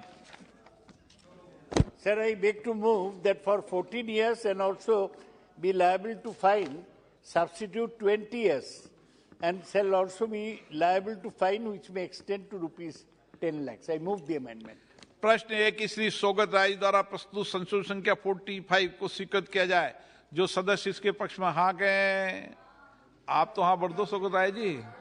जो सदस्य विरोध के विरोध में ना कहें मेरे विचार में निर्णय ना वालों के पक्ष में ना वालों के पक्ष में संशोधन स्वीकृत हुआ। प्रश्न है कि खंड 5 यथा संशोधित विधेयक का अंग बने। जो सदस्य इसके पक्ष में हाँ कहें, जो सदस्य विरोध में ना कहें मेरे विचार में निर्णय हाँ वालों के पक्ष में हाँ वालों के पक्ष में खंड 5 यथा संशोधित विधेयक का अंग बना। माननीय मंत्री जी, संशोधन संख्या 22। Rise to move the amendment. प्रश्न है कि माननीय मंत्री जी द्वारा प्रस्तुत संशोधन संख्या 22 को स्वीकृत किया जाए। जो सदस्य इसके पक्ष में हाँ कहें, जो सदस्य विरोध में ना कहें मेरे विचार में निर्णय हाँ वालों के पक्ष में हाँ वालों के पक्ष में संशोधन स्वीकृत हुआ। श्री N.K. प्रेमचंद्र जी, संशोधन संख्या 36 और 37। Sir, 2 minutes. I have 6 amendments. Sir, I want to place it on record. This is the first time in my parliamentary history, during the last 25 years, a minister comes to the floor of the House and responding to all the amendments which we have moved. We express our sincere gratitude and congratulations for addressing the amendments and responding to the amendments. And further, out of the 6 amendments which I have not moved, out of the 6 notices of my amendments, 1 amendment he has fully accepted, that is reasonable opportunity should be given. Instead of opportunity should be given, that was accepted. And another amendment is partly accepted, that is one is gazetted officer that gazetted term is avoided and officer is accepted. Since he is having such a magnanimous approach in response to the amendments moved by the members, I am not moving the amendments, all these amendments. I am withdrawing all the amendments, and thanks to the Minister for accepting the amendments also. माननीय सोगत राय जी, संशोधन संख्या 46। Sir, I am sorry that I cannot be as charitable to the minister as Mr. Premchandran has suddenly become. All I want to say that he has not mentioned any discussion on China. He has not mentioned what happened at the United Nations Security Council. He has started. So, sir, I move that in page 3, line 15, for police officer under the code on any of its gazetted officer or such officer of a state government, substitute police officer not below the rank of superintendent of police or any officer not below the rank of district magistrate. Without being charitable, I am moving the amendment. प्रश्न है कि श्री सोगत राय जी प्रस्तुत संशोधन संख्या 46 को स्वीकृत किया जाए। जो सदस्य इसके पक्ष में हाँ कहें, जो सदस्य विरोध में ना कहें। मेरे विचार में निर्णय ना वालों के पक्ष में, ना वालों के पक्ष में संशोधन स्वीकृत हुआ। माननीय सदस्य, हर सदस्य को अपनी बात कहने की अभिव्यक्ति है। उन्होंने अपनी बात की। आप कैसे कह सकते हो इतने वो क्यों उधार हो गए? आज उधार नहीं हुए, उन्होंने अपनी बात कही।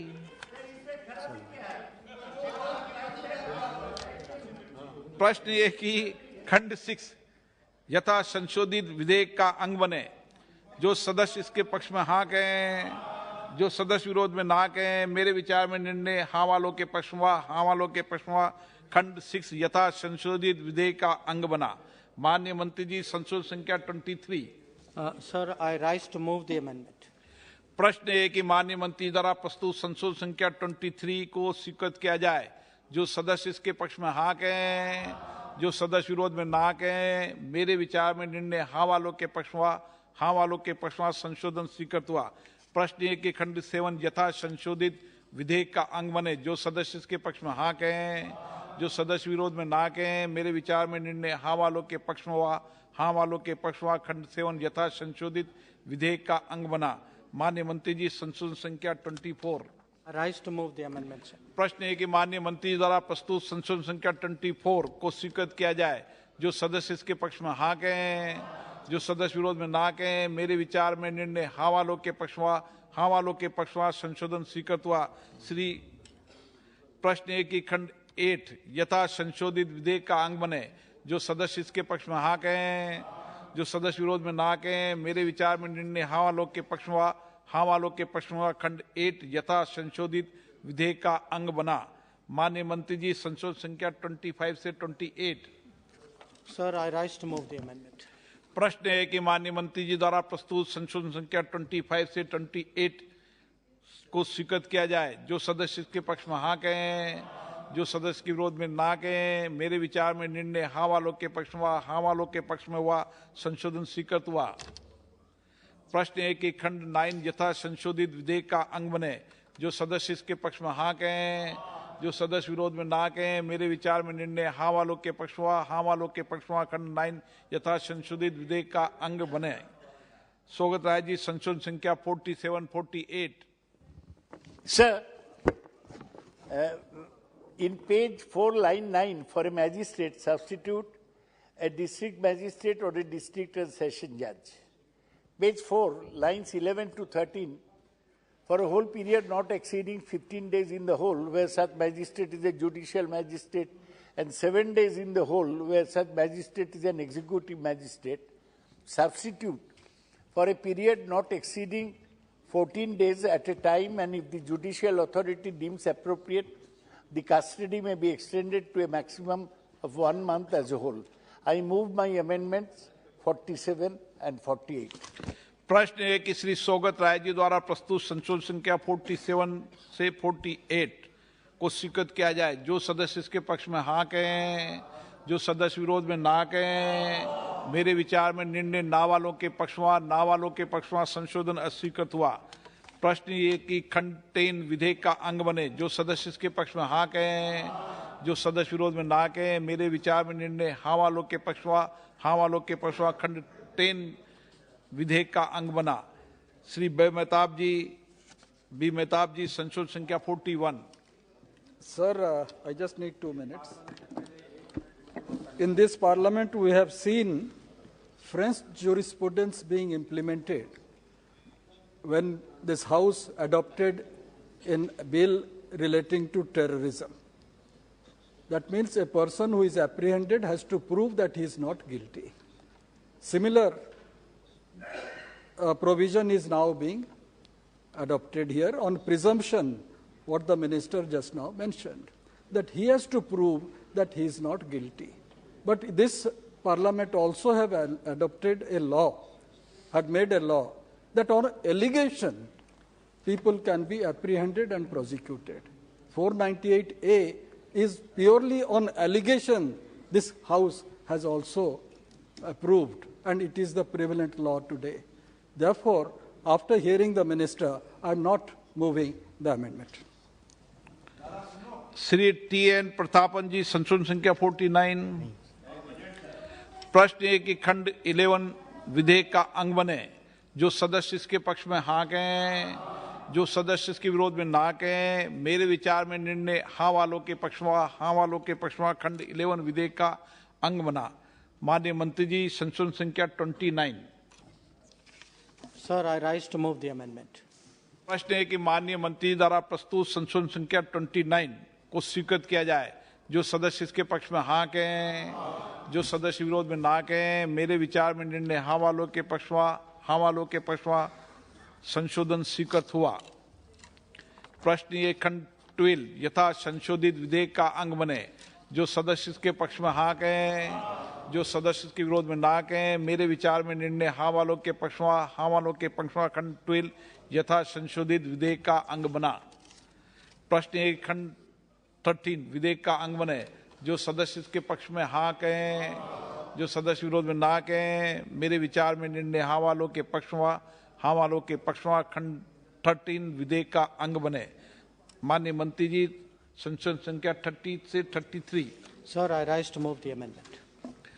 प्रश्न है कि माननीय मंत्री जी द्वारा प्रस्तुत संशोधन संख्या 30 से 33 को स्वीकृत किया जाए। जो सदस्य इसके पक्ष में हाँ कहें, जो सदस्य इसके विरोध में ना कहें। मेरे विचार में निर्णय हाँ वालों के पक्ष में, हाँ वालों के पक्ष में संशोधन स्वीकृत हुआ। प्रश्न है कि खंड 14 यथा संशोधित विधेयक का अंग बने। जो सदस्य इसके पक्ष में हाँ कहें, जो इसके विरोध में ना कहें। मेरे विचार में निर्णय हाँ वालों के पक्ष में, हाँ वालों के पक्ष में खंड 14 यथा संशोधित विधेयक का अंग बना। माननीय मंत्री जी संशोधन संख्या 34 और 35। I rise to move the amendment, sir.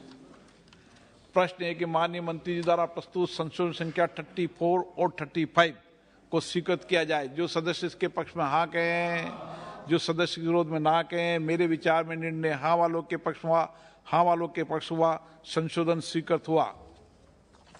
प्रश्न ये कि खंड 15 यथा संशोधित विधेयक का अंग बने। जो सदस्य इसके पक्ष में हाँ कहें, जो सदस्य विरोध में ना कहें। मेरे विचार में निर्णय हाँ वालों के पक्ष में, हाँ वालों के पक्ष में खंड 15 यथा संशोधित विधेयक का अंग बना। माननीय मंत्री जी संशोधन संख्या 4 और 5। I rise to move the amendment, sir. प्रश्न है कि माननीय मंत्री जी द्वारा प्रस्तुत संशोधन संख्या 4 और 5 को स्वीकृत किया जाए। जो सदस्य इसके पक्ष में हाँ कहें, जो सदस्य के विरोध में ना कहें। मेरे विचार में निर्णय हाँ वालों के पक्ष में, हाँ वालों के पक्ष में संशोधन स्वीकृत हुआ। सौगत राय जी संशोधन संख्या 42।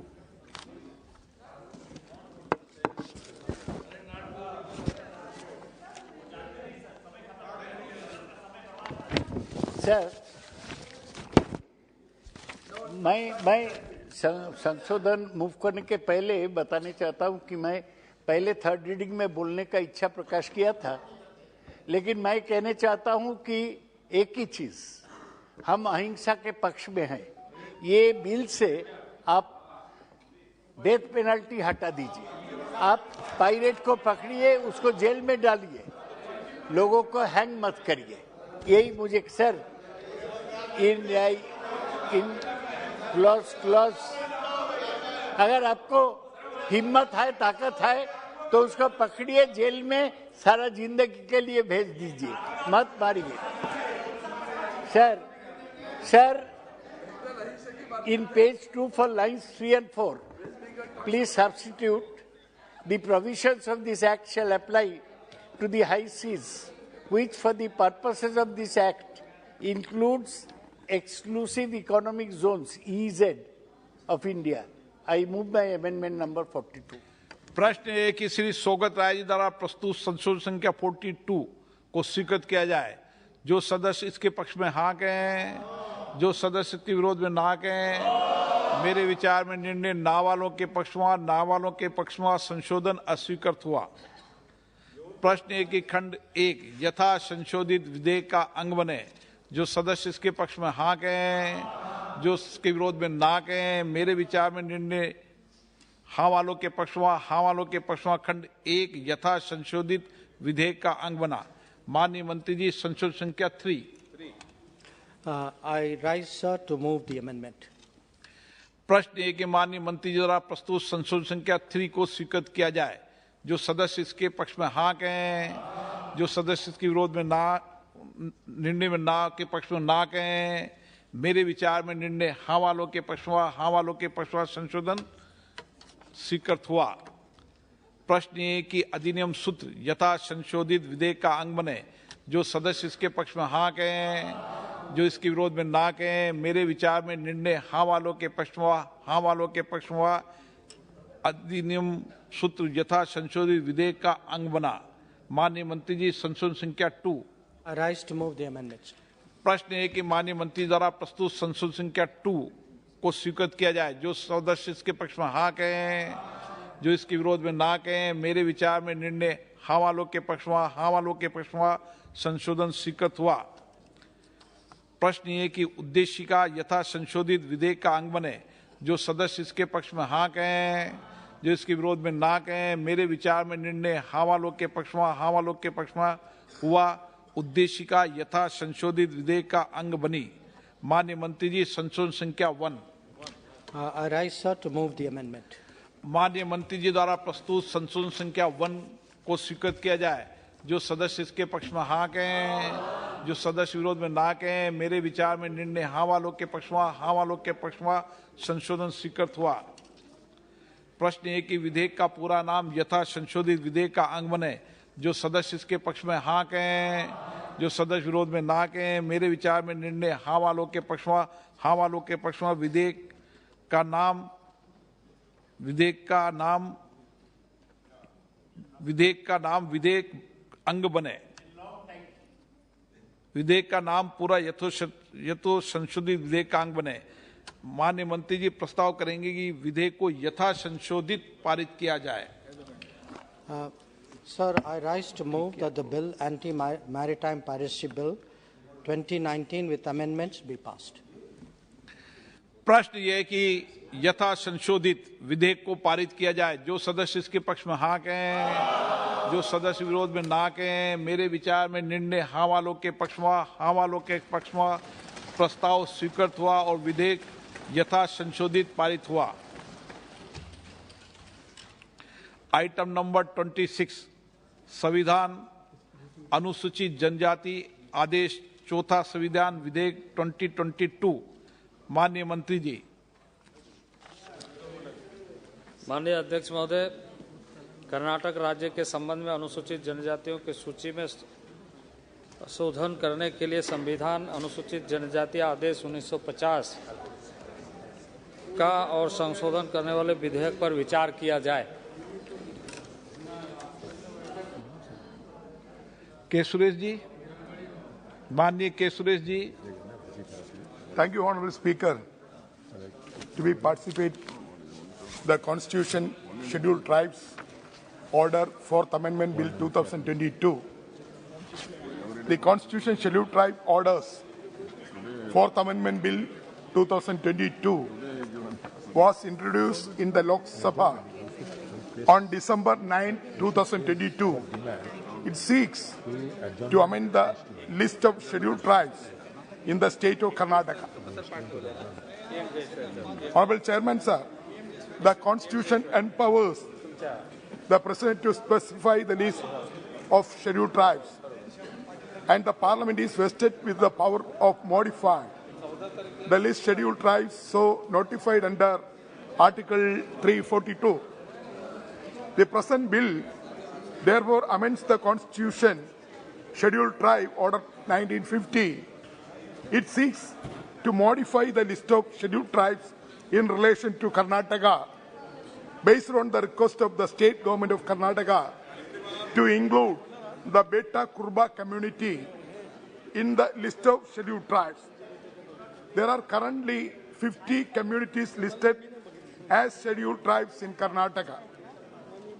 Sir, the inclusion of Beta Kurba as scheduled tribes, the bill seeks to include the Beta Kurba community, synonym for Kadu Kurba, in entry 16 of the list of scheduled tribes of Karnataka. Sir, the government has not estimated the additional cost which will be incurred due to the amendment.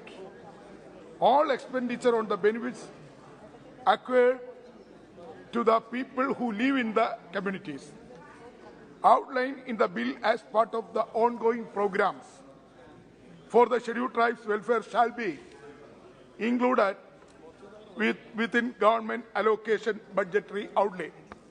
Sir, in the past also in this house, I was suggested that state government has to recommended so many communities to insert the scheduled tribe list. I have no objection. If any community is for eligible in scheduled tribe, Government of India can bring the legislation, we are welcoming. At the same time, the reservation quota of the community is not enhanced. In this house, this session, we are inserting so many communities in various states. Karnataka, Tamil Nadu, Himachal Pradesh, tomorrow Chhattisgarh. That communities are absolutely eligible for that. No doubt about that. But at the same time, the present reservation situation, these communities are getting meager quota. Scheduled caste and scheduled tribe reservation quota is very meager. The population has increased, both scheduled caste and scheduled tribes. No caste census, nothing. But quota is also not increased. But at the same time, due to the compulsion of the state governments, due to the political pressure, due to the vote bank, government is bringing this legislation. So the existing communities, tribal communities are not getting sufficient reservation and also allocation, also Government of India, budget allocation, TSP allocation, department allocation also not increasing. That's why I would like to suggest through you, sir, whether the communities, so many communities, number of communities insertion time to time by the in the SC and ST list. At the same time, government has to moral responsibility to increase the reservation quota and also increase the allocation of the scheduled caste and scheduled tribe welfare schemes. You are not increasing the allocation.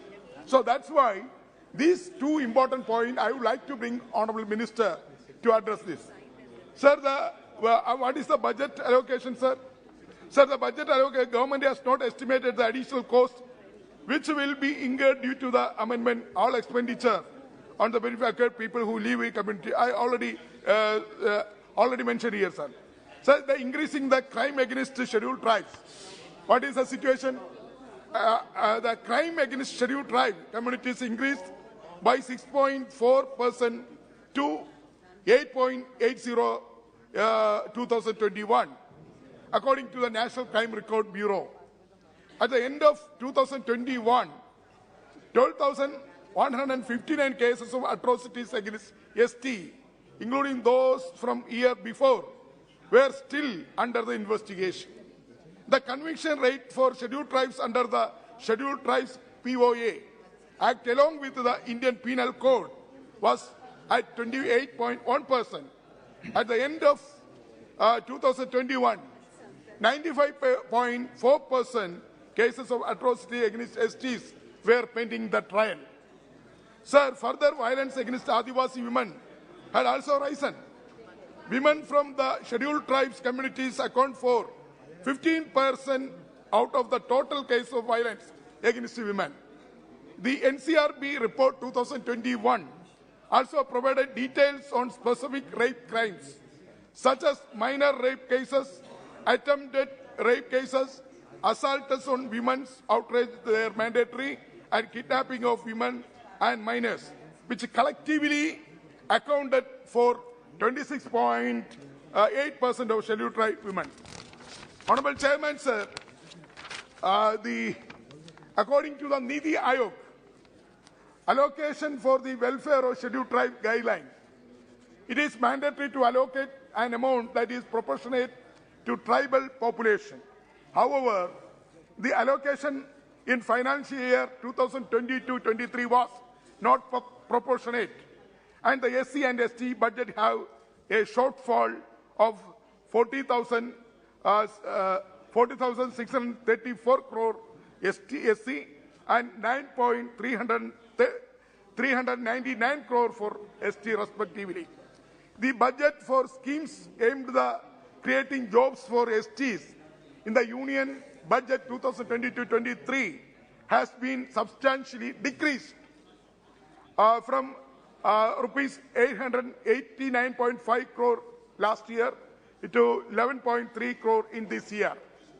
The current year is Labour Welfare Scheme for ST, so decreased from the previous years rupees 12.9 crore to 10.66 crore. The budget for STs also lacked significant funding areas like education and women's safety. I am not going to further details, sir.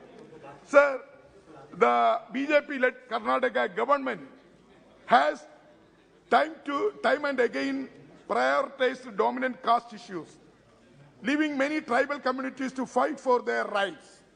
According to the Lok Sabha response, the Ministry of Environment, Forest and Climate Change stated around 2,60,779 land titles are yet to be distributed. Out of 2,75,446 applications received until 2020, only 14,667 land titles have been distributed. Among its southern counterparts, Karnataka is the worst distributing land deeds. The long delay was also owing to the course of setting up of the cabinet under the present government. Report shows that Karnataka is the third highest state, the forest under encroachment in India. Sir, more than 83,000 hectares of the land Karnataka is under encroachment. Government disregarded for tribal concerns threatens the process of resettlement of many tribal families in Karnataka. 400 tribal families settled in Nagarhole Tiger Reserve for years. Due to the reducing forest cover, Betta Kurba, Jan Kurba, Yeravas and Soliga have been encountering nuisance by animals and experience denial basic facilities like health care, transport and connectivity of education. Please. Sir, the process of resettlement faced multiple setbacks, especially due to the mismanagement of funds.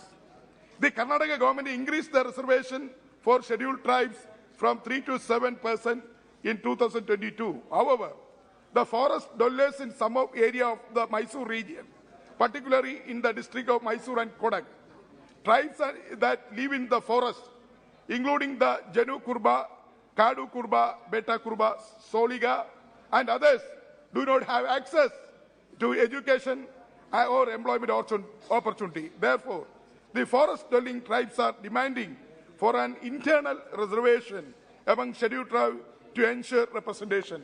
This is the overall situation in Karnataka state.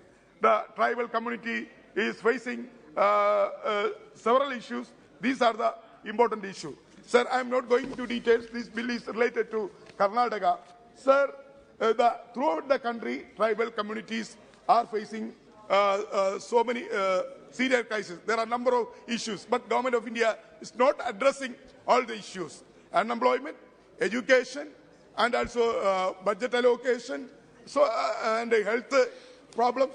A number of issues are facing tribal community, but the government is not addressing all the issues, particularly in Karnataka. With this, yes. I conclude, sir. Thank you. Thank you very much. I request all the honorable members, when a member speaks on his legs, please don't cross the speaker. Don't cross the speaker and the chair. That is the convention of the House. That is the rule of the House. But unfortunately, even most of the senior members are crossing in between the person who is speaking, member speaking, and between the chair. Please keep it in mind. Next speaker, Sri Umesh Jadhav ji. Thank you, Speaker, sir.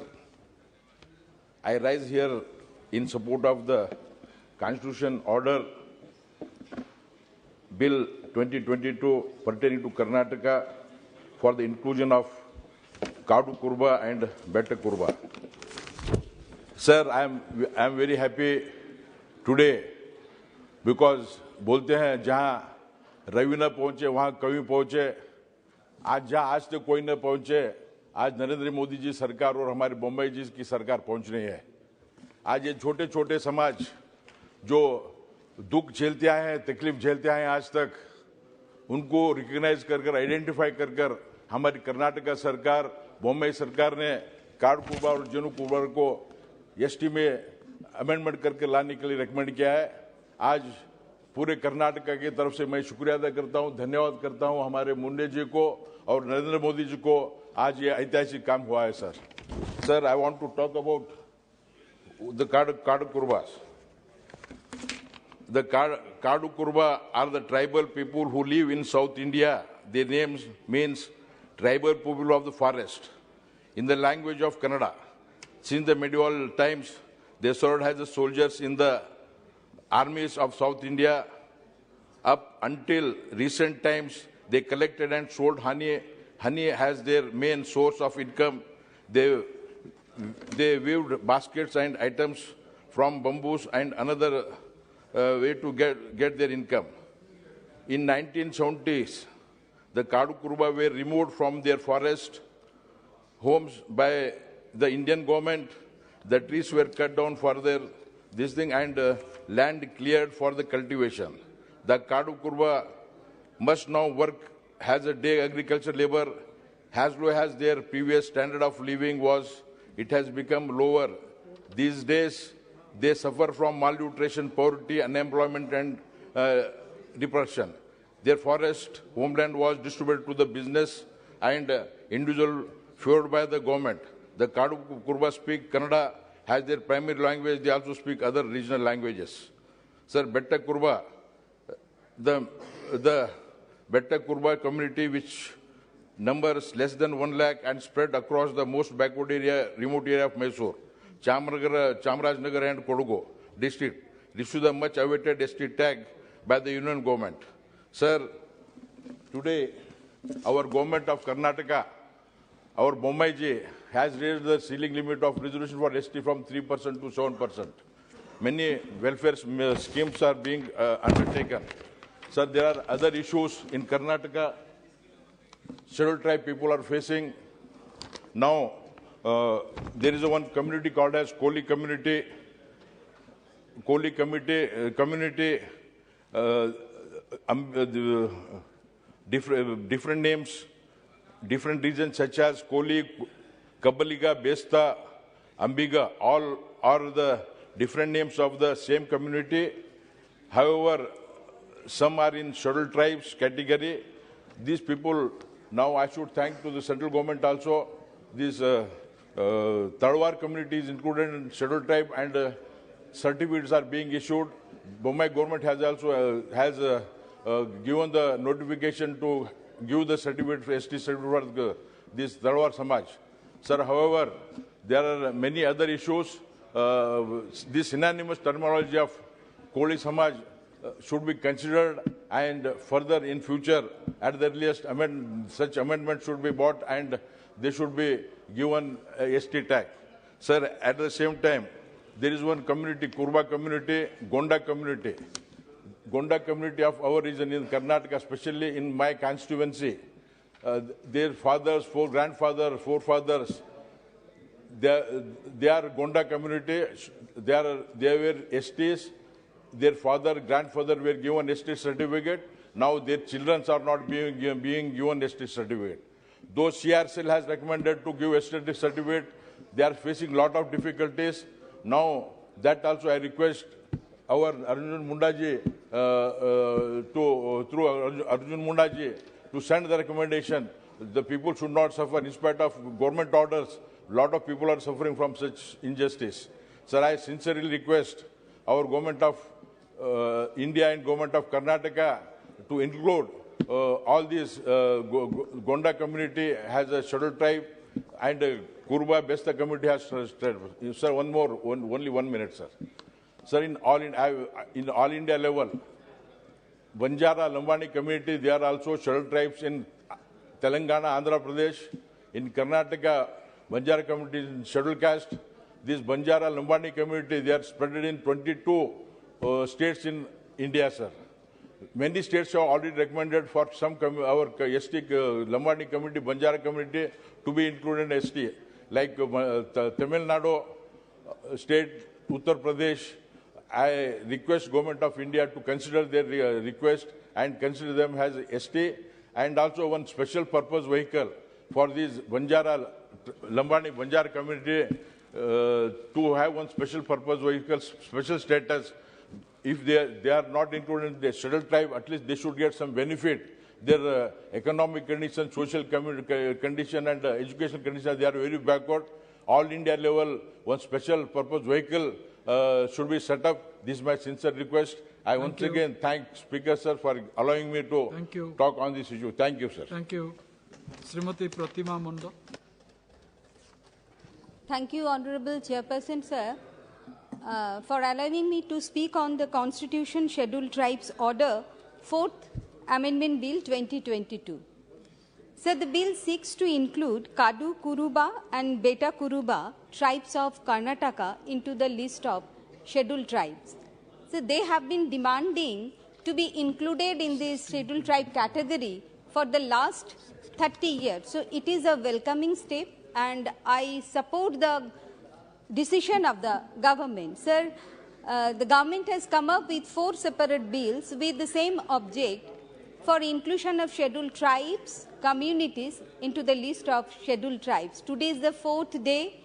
We have been taking part on the decision, and 1 or 2 more days may be required to complete this discussion. But instead of 4 separate bills, the government could have brought a comprehensive bill, as rightly pointed out a couple of members, but I do not want to go further in this point. Secondly, sir, on the post-independence era, the tribal land has gradually been taken away by industries, mines, dams, weaponry testing, reserve forest, railways and transport, and many other purposes. This shows that the magnitude of the development induced displacement. So once proud communities living self-sufficiently now have been reduced to landless refugees, struggling to survive. So to come under the purview of the rehabilitation and getting compensation, land deed is one of the most important documents. But majority of the tribal communities do not have the land records to establish their claim.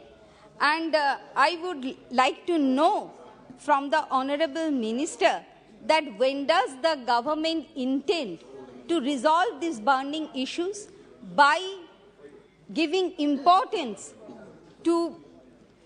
on the implementation of the 5th schedule of the Constitution. Not just this, sir.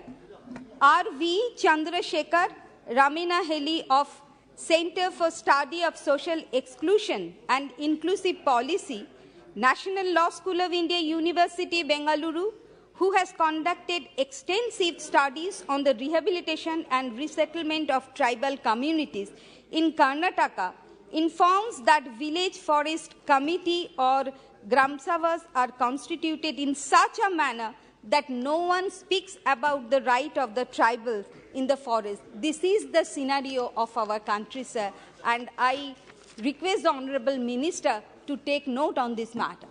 And sir, according to 1991 census, nearly 70% of the tribal are illiterate. Though government had sanctioned record number of Ekalabya schools, but these institutions have been suffering from severe lack of teaching faculty and the poor infrastructure. So has the ministry taken up the matter with the Ministry of HRD to fill up this vacancy as early as possible? And sir, inclusion of more tribes into the list of scheduled tribe is not the just, is not enough. Allocation of more fund is the need of the hour for overall development in order to prevent them from becoming a maoist. And this is possible only through developmental program. And I would like to bring to the attention of the House to mention that the government of West Bengal, under the leadership of our Honorable Chief Minister Mamata Bandyopadhyay, has proved it in Jungle Mahal through developmental schemes implementing. And that schemes are, sir, for providing education, skill development, free ration, and road connectivity, supply of drinking waters and electricity, and not this. And sir, the Honorable Prime Minister called for TV Mukt Bharat by 2025. In order to achieve this target, malnutrition has to be eradicated, because malnutrition leads to secondary immunodeficiency that increase the risk of infection. In patients with tuberculosis, it leads to reduction in appetite and altered metabolism, leading to wasting. All these components, namely malnutrition, stunting and wasting, are measures of calculating global hunger index. Sir, how much ever the government says that the calculation method of global hunger index is wrong. So it is an indication of serious method of global hunger index in it is a serious indication to in India. It is an indication of serious situation in India. Yes. And the majority share of people suffering from these SC, ST and other underprivileged people. How will the government make sure that they have access to proper nutrition in order to achieve the target of TV Mukt Bharat? And so finally, on 28th February 2024, Government of West Bengal had sent the proposal of the central government for inclusion of 11 tribal communities, namely Khash, Rai, Bhujial, Jogi, Newar, Mangar, Thami, Sunwar, Mukhia, Gurung, Dewan, Dimal, which has already been acknowledged by the Ministry of State for Tribal Affairs in his reply on 14/12/2022 in Rajya Sabha on a unstarred question. Thank you. So, till date, the action has not been taken. So, I would like to request the Honorable Minister to kindly look into the matter and take necessary steps at the earliest. Thank you, sir. Thank you very much. Srimati Anuradha. Thank you, sir.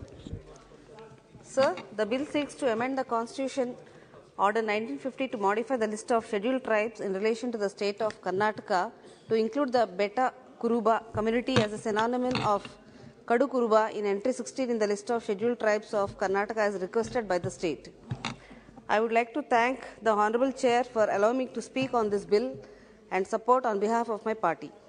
The Beta Kuruba community is spread across the most backward and remote areas of Mysore, Chamarajanagar and Kodagu districts and has struggled to be accorded the ST status for the past 35 years.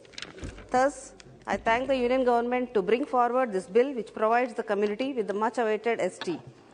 The Beta Kuruba community will now be able to avail the benefits entitled under the existing government schemes for scheduled tribes. Sir, the Beta Kuruba community is largely a forest-dwelling tribe engaged in hunting and collecting forest produce. However, the collection of forest products is seasonal and thus they have no work in other periods, leading to low economic stability and even poverty. Therefore, the government must formulate schemes to provide more economic opportunities to the tribal community as well as skill development schemes to overcome poverty and unemployment in the community. So, when it comes to education, tribals struggle with the lack of transportation to their inhabited areas, making it difficult to access basic facilities such as education. Hence, it is hard for tribal children to go to school. This has also contributed to the high literacy rates within tribal communities. There is further problem with the functioning of the tribal ashram schools in the state. There is a high dropout rate at these schools, and even those who reach SSLC are unable to read or write properly as per findings. One of the factors responsible for the high dropout rate is the medium of instruction. For the tribals, English or even the state language, Kannada is alien, and hence it is important to develop modules and lessons to impart lessons in their respective mother tongues. The government must also conduct programs to eradicate illiteracy and provide proper guidance to these children to broaden their opportunities. And when it comes to health, sir, the National Family Health Survey and the reports of the Expert Committee on Tribal Health indicate that tribal women and children suffer from a high rate of undernutrition. Even the kitchens of the ashram school, which provide food to the tribal children, are reported to not to be cleaned properly.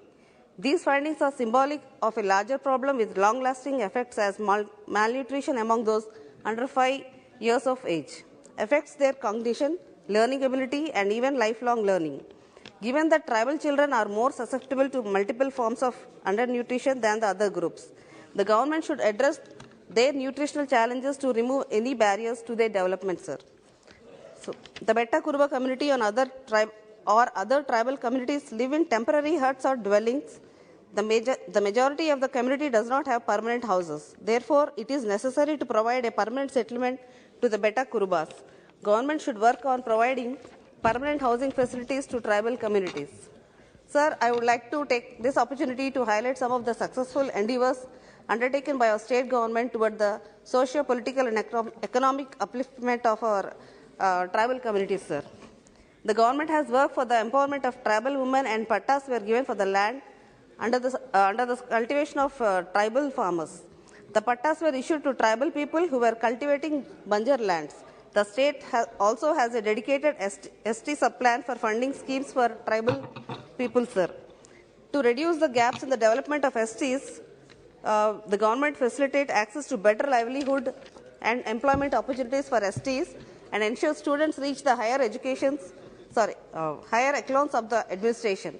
Andhra Pradesh also runs the YSR Vidyonati scheme, under which the state government provides free coaching for civil services examination for scheduled castes and scheduled tribes, sir.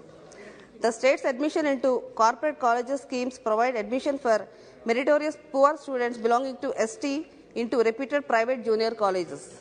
Under the Manabadi Nadu Nedu program, tribal ashram schools were also renovated and provided basic amenities. Under the Jagjeevan Jyoti, the state government has extended the benefit of free power of up to 100 units to ST consumers and SC households consuming 125 units per month, and would also be supplied free power, sir. The scheme has benefited thousands of ST consumers. Therefore, Andhra undertakes a lot of welfare measures to uplift its tribal community. I would request the government to extend more funds to state to help us in scaling up our efforts towards ensuring a better status for our tribal people, sir. Generations of tribal people run the risk of staying deprived of equal opportunities. If the government does not act with urgency, thus these suggestions, I support the bill, sir. Thank you. Thank you. Shri Rahul Shivale. धन्यवाद अध्यक्ष महोदय। मैं भाषण के पहले आपको एक चीज़ का ध्यान आकर्षित करना चाहता हूँ कि ये जो वॉच है यहाँ पे 4:30 बजे और यहाँ पे 12:30 बजे हुए, तो इसके लिए आप वॉच चेंज करने के लिए रिपेयर करने के लिए instruction. Please come to the bill. Yes अध्यक्ष महोदय, धन्यवाद। आपने मुझे संविधान अनुसूचित जनजातियों आदेश 4 संशोधन विधेयक 2022 पर बोलने का और मेरी पार्टी बाला साहब की शिवसेना की तरफ से पक्ष रखने का मौका दिया, इसके लिए मैं आपका आभार व्यक्त करना चाहता हूँ। अध्यक्ष जी, माननीय प्रधानमंत्री जी के नेतृत्व में माननीय जनजातीय मंत्री जी अर्जुन मुंडा जी ने लाए गए इस विधेयक का मैं स्वागत करता हूँ। इस विधेयक के माध्यम से कर्नाटक जनता को न्याय दिलाने का काम आदरणीय मंत्री जी कर रहे हैं, जो स्वागत योग्य है। मैं आशा करता हूं कि महाराष्ट्र राज्य की जनता को भी वो न्याय देंगे। अध्यक्ष महोदय, मैं सदन को बताना चाहूंगा कि इस देश में जनजातीय और आदिवासी क्षेत्र के बारे में सबसे पहले इंडिया एक्ट 1935 में यह कहा गया है कि आदिवासी क्षेत्र कौन कौन से हैं। हमारा देश जब आज़ाद हुआ और उस समय ठक्कर बापा की अध्यक्षता में कमेटी बनी और उस कमेटी के माध्यम से सारे सुझावों को ध्यान में रखते हुए संविधान सभा ने संविधान में ऐसे कई प्रावधानों को जोड़ते हुए संविधान में ऐसी जातियों के बारे में चर्चा की गई, लेकिन इसके बावजूद ऐसी कई समस्या हमारे सामने उभरती रही है। महोदय, आपके माध्यम से मैं संबंधित मंत्री जी को बताना चाहूँगा कि ऐसे कई समुदाय हैं जो आज भी सुविधाएं से वंचित हैं और वे सूचीबद्ध भी नहीं हो पाए। अध्यक्ष महोदय, मैं महाराष्ट्र के धनगढ़ समाज के बारे में कुछ कहना चाहता हूँ। धनगढ़ समाज की स्थिति काफ़ी खराब है। धनगढ़ समाज का मूल व्यवसाय पशुपालन जैसे भेड़ बकरी चराना है। साल के 8 महीने ये लोग पशुपालन करने के लिए जंगलों तथा गाँव भटकते रहते हैं। उनकी आर्थिक स्थिति कमजोर होने से अपने बच्चों को ना अच्छी शिक्षा दे पाते हैं और ना ही उनका अच्छे से पालन पोषण कर पाते हैं। अध्यक्ष महोदय, मैं बताना चाहूँगा कि धनगर समाज के लोग सरकार द्वारा चल रही योजना से भी वंचित रह रहे, जिससे उनकी स्थिति काफ़ी दयनीय हो गई है। अध्यक्ष महोदय, मैं संबंधित मंत्री जी को बताना चाहता हूँ कि 70 वर्षों से धनगर समाज के आरक्षण का प्रश्न महाराष्ट्र में प्रलंबित है और भारतीय संविधान के अनुसार अनुसूचित जनजाति की सूची में 36 नंबर पर धनगढ़ का उल्लेख है। हिंदी भाषा के उच्चारण शास्त्र के अनुसार धनगर और धनगढ़ एक ही शब्द है। महाराष्ट्र में धनगढ़ नाम की कोई जनजाति नहीं है। महाराष्ट्र शासन के राजपत्रों में और भारत सरकार के कई पत्रों में धनगर शब्द का स्पष्ट उल्लेख है, फिर भी धनगर समाज को आरक्षण से वंचित किया जा रहा है। महाराष्ट्र में धनगर समाज की संख्या लगभग 11% से ज्यादा है और 1967 में महाराष्ट्र राज्य के सरकार के निर्णय के अनुसार धनगर जाति को महाराष्ट्र के अन्य पिछड़े वर्ग में सम्मिलित किया गया था। वर्तमान में धनगर महाराष्ट्र राज्य के एक प्रमुख जाति है और ये महाराष्ट्र की धनगर और इसी तरह की जनजातियों के लिए 35% आरक्षण दिया गया है। महाराष्ट्र में 1 करोड़ और 5 लाख जनसंख्या वाली अनुसूचित जनजातियों की सूची में 45 जनजातियों शामिल है और इन जनजातियों के लिए कुल 7% आरक्षण दिया गया है। धनगर और धांगड़ जनजातियों को अनुसूचित जाति और अनुसूचित जनजाति आदेश संशोधन अधिनियम 1976 के तहत अनुसूचित जनजातियों की सूची में सम्मिलित किया गया है। संविधान के अनुच्छेद 342(1) के तहत किसी जाति को अनुसूचित जनजाति की सूची में शामिल करने या बाहर करने का अधिकार सिर्फ संसद को दिया गया है। इसलिए मैं सरकार को आग्रह करता हूं कि धनगर समुदाय को अनुसूचित जनजाति में शामिल करे और उन्हें सामाजिक आर्थिक आरक्षण दे। ये करते वक्त महाराष्ट्र में जो अनुसूचित जनजातियों का जो कोटा है, वो कोटे को पर कुछ असर नहीं होना चाहिए। उनके जो अधिकार है, उनके अधिकारों के ऊपर कुछ असर नहीं होना चाहिए। उसके बावजूद धनगर समाज को ये आरक्षण देना चाहिए। अध्यक्ष महोदय, मैं आपके माध्यम से महाराष्ट्र राज्य में मराठा समाज के आरक्षण के संबंध में संबंधित मंत्री जी का भी ध्यान आकर्षित करना चाहूंगा। अध्यक्ष महोदय, महाराष्ट्र राज्य में मराठा समाज के आरक्षण की मांग काफी सालों से does not fall under the bill. This issue does not come under this bill. That can be taken up later. जनजाति का, लेकिन चलो मराठा समाज नहीं, we are not discussing about reservation as such. नहीं, मराठा ओबीसीच आहे, तर ओबीसीचाच विषय घेतोय। या इसको लेकर ये विषय को लेकर संक्षेप में बता दीजिए बस, but it doesn't concern this bill. इसको लेकर सुप्रीम कोर्ट ने बड़ा फैसला सुना है। सुप्रीम कोर्ट ने शिक्षा और नौकरी के क्षेत्र में मराठा आरक्षण को असंवैधानिक करार देते हुए कहा कि मराठा समुदाय को कोटा के लिए सामाजिक शैक्षणिक रूप से पिछड़ा घोषित नहीं किया जा सकता है और 2018 महाराष्ट्र राज्य कानून समानता का उल्लंघन करता है। कोर्ट ने कहा कि हम 1992 के फैसले की फिर से समीक्षा नहीं करेंगे, जिसमें आरक्षण का कोटा 50% पर रोक दिया गया था। मैं आपके माध्यम से मंत्री जी को निवेदन करना चाहता हूं कि बॉम्बे हाई कोर्ट ने कानून की संवैधानिक आपका इशू आ गया। आ गया। दो मिनट। कानून की संवैधानिक वैधता को बरकरार रखते हुए राज्य सरकार को राज्य पिछड़ा वर्ग आयोग की सिफारिशों के अनुसार कोटा घटाकर 12% से 13% करने का निर्देश दिया गया था।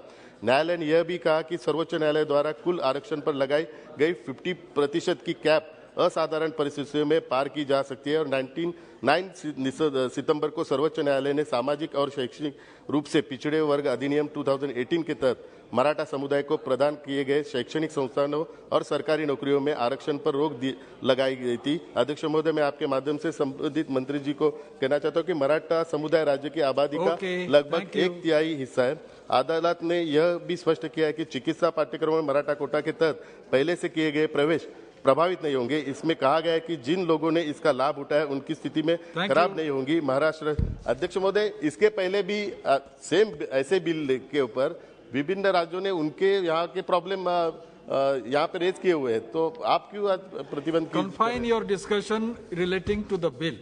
आप and also relating to reservation for same tribal bill के नहीं अध्यक्ष महोदय, सेम इसके पहले भी जो बिल इंट्रोड्यूस हुआ था उसके बारे में धनगर समाज और मराठा समाज के लिए सेम दूसरे सदस्यों ने बात की थी, तभी कभी विरोध नहीं हुआ। नहीं, करना नहीं चाहिए। हाँ, करना नहीं चाहिए, तभी बताना चाहिए था। लेकिन हमारी महाराष्ट्र राज्य के लोगों की नहीं, महाराष्ट्र राज्य के नागरिकों की जो भावना है वो हम यहाँ पे प्रकट करेंगे, जो हमारा अधिकार है। रिकॉर्ड पे आ गया है, वो हमारा अधिकार है। संक्षिप्त में कंक्लूड कर रहा हूँ मैं। कंक्लूड करिए। तो उनकी स्थिति भी खराब नहीं होगी। महाराष्ट्र राज्य सरकार की यह मांग है कि उच्चतम न्यायालय को आरक्षण पर मौजूद 50% के कैप पर पुनर्विचार करना चाहिए और कई राज्यों में आरक्षण की सीमा 50% से अधिक हो गई है और आर्थिक रूप से कमजोर वर्गों के लिए घोषित कोटा भी सीमा पार कर गया है। मराठा आरक्षण को छोड़कर इसमें किसी को भी नहीं रखा गया। उच्चतम न्यायालय को आरक्षण पर मौजूदा 50% कैप पर पुनर्विचार करना चाहिए। इसलिए 1993 के इंदिरा साहनी मामले में 50% की दर से कोटा देने के लिए ऐतिहासिक फैसले का फिर से देखने की जरूरत है। अगर केंद्र सरकार इस मुद्दे पर सकारात्मक रुख अपनाता है तो महाराष्ट्र में मराठा आरक्षण मंजूर करने का मार्ग प्रशस्त करता है और मराठा बच्चों को न्याय मिलेगा। धन्यवाद अध्यक्ष महोदय। धन्यवाद honourable member. Now doctor Achyutananda Samanta. Honorable Sir, Namaste. The Constitution Scheduled Tribes Order 4th Amendment Bill 2022 seeks to amend the Constitution Scheduled Tribes Order 1950 with respect to its application to Karnataka.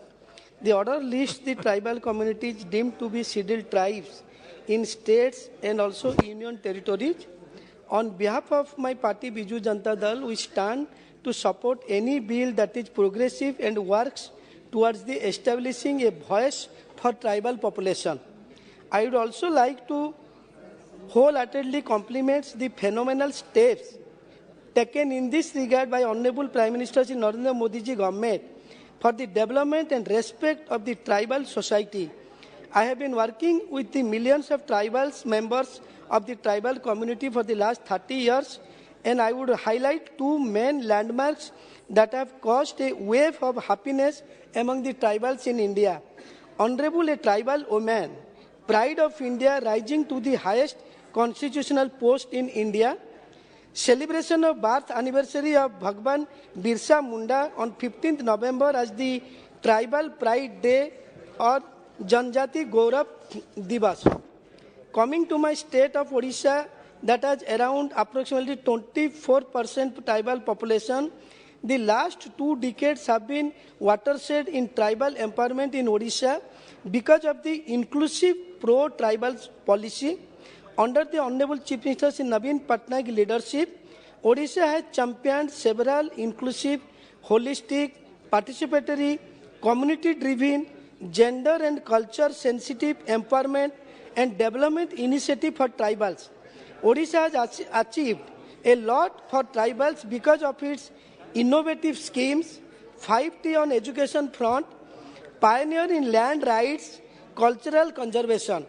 I also rise to apprise the House that Odisha is the only state to have first of its kind encyclopedia on tribes of Odisha.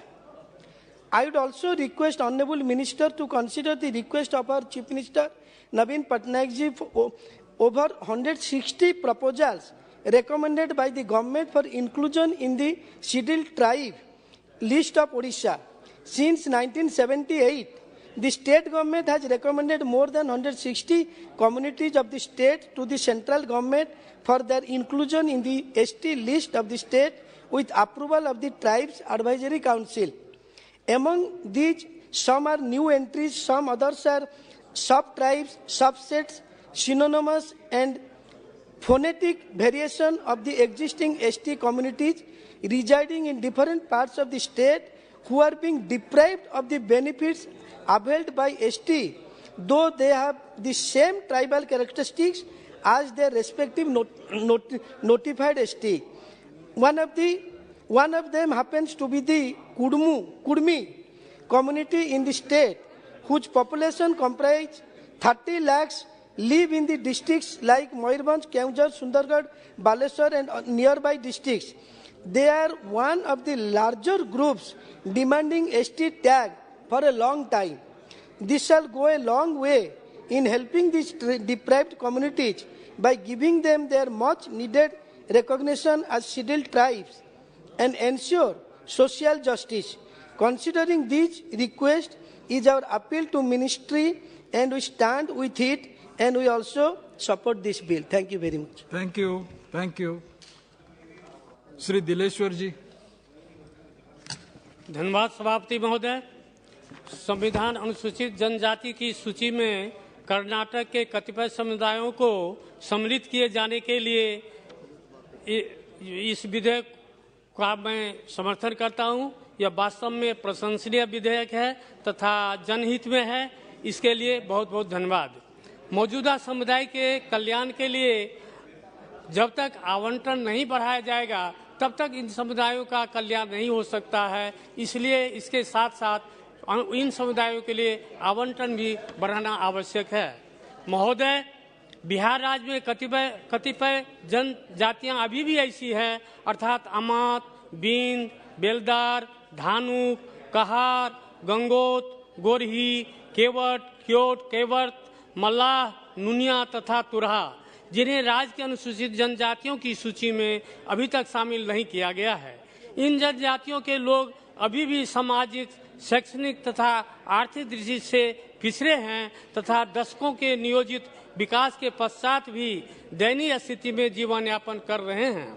ये समुदाय संविधान अनुसूचित जनजाति आदेश 1950 में जनजाति के रूप में शामिल किए जाने के सभी मापदंडों को पूरा करते हैं। इसके अलावा वे काफी समय से ऐसे दर्जे की मांग कर रहे हैं।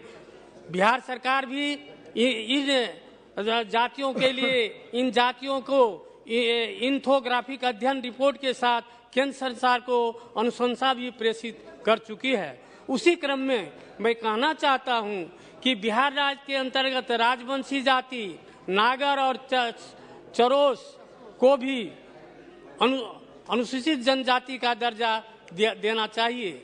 इन्हीं शब्दों के साथ मैं निवेदन करना चाहूँगा माननीय मंत्री जी से, जो बिहार के इन जातियों को भी अनुसूचित जनजाति समुदाय में सम्मिलित कर और इस संविधान में संशोधन कर उन्हें भी यह दर्जा दिया जाए, जिससे उनका भी विकास हो सके और वो आगे बढ़ सके। धन्यवाद। धन्यवाद श्री दानिश अली।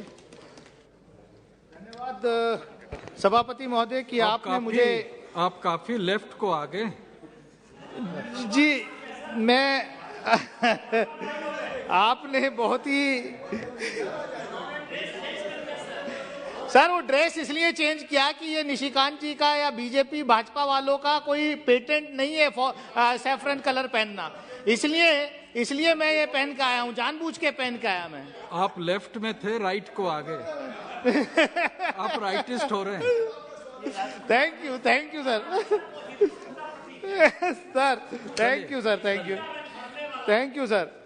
वो हमारे झंडे में भी है, ये जो है हरा सफेद केसरिया राष्ट्रीय ध्वज में भी है, जिस राष्ट्रीय ध्वज का ये लोग विरोध करते रहे आजादी के 50 साल से ज्यादा बाद तक भी, विधेयक के ऊपर है ना। संघ के हेडक्वार्टर पे राष्ट्रीय ध्वज नहीं फहराया इन्होंने। Please speak on the bill. Yes, धन्यवाद सभापति महोदय कि आपने मुझे एक इतने इम्पोर्टेंट बिल पर बोलने का मौका दिया। ये बिल जो है ये कर्नाटक के अंदर जो बेटा कुर्बा कम्युनिटी है उसको शेड्यूल ट्राइब की लिस्ट में शामिल करने के लिए यह बिल लाया गया। और मैं देख रहा हूं कि पिछले 4 दिन से ये अलग अलग स्टेट स्पेसिफिक बिल्स लाए गए हैं, जबकि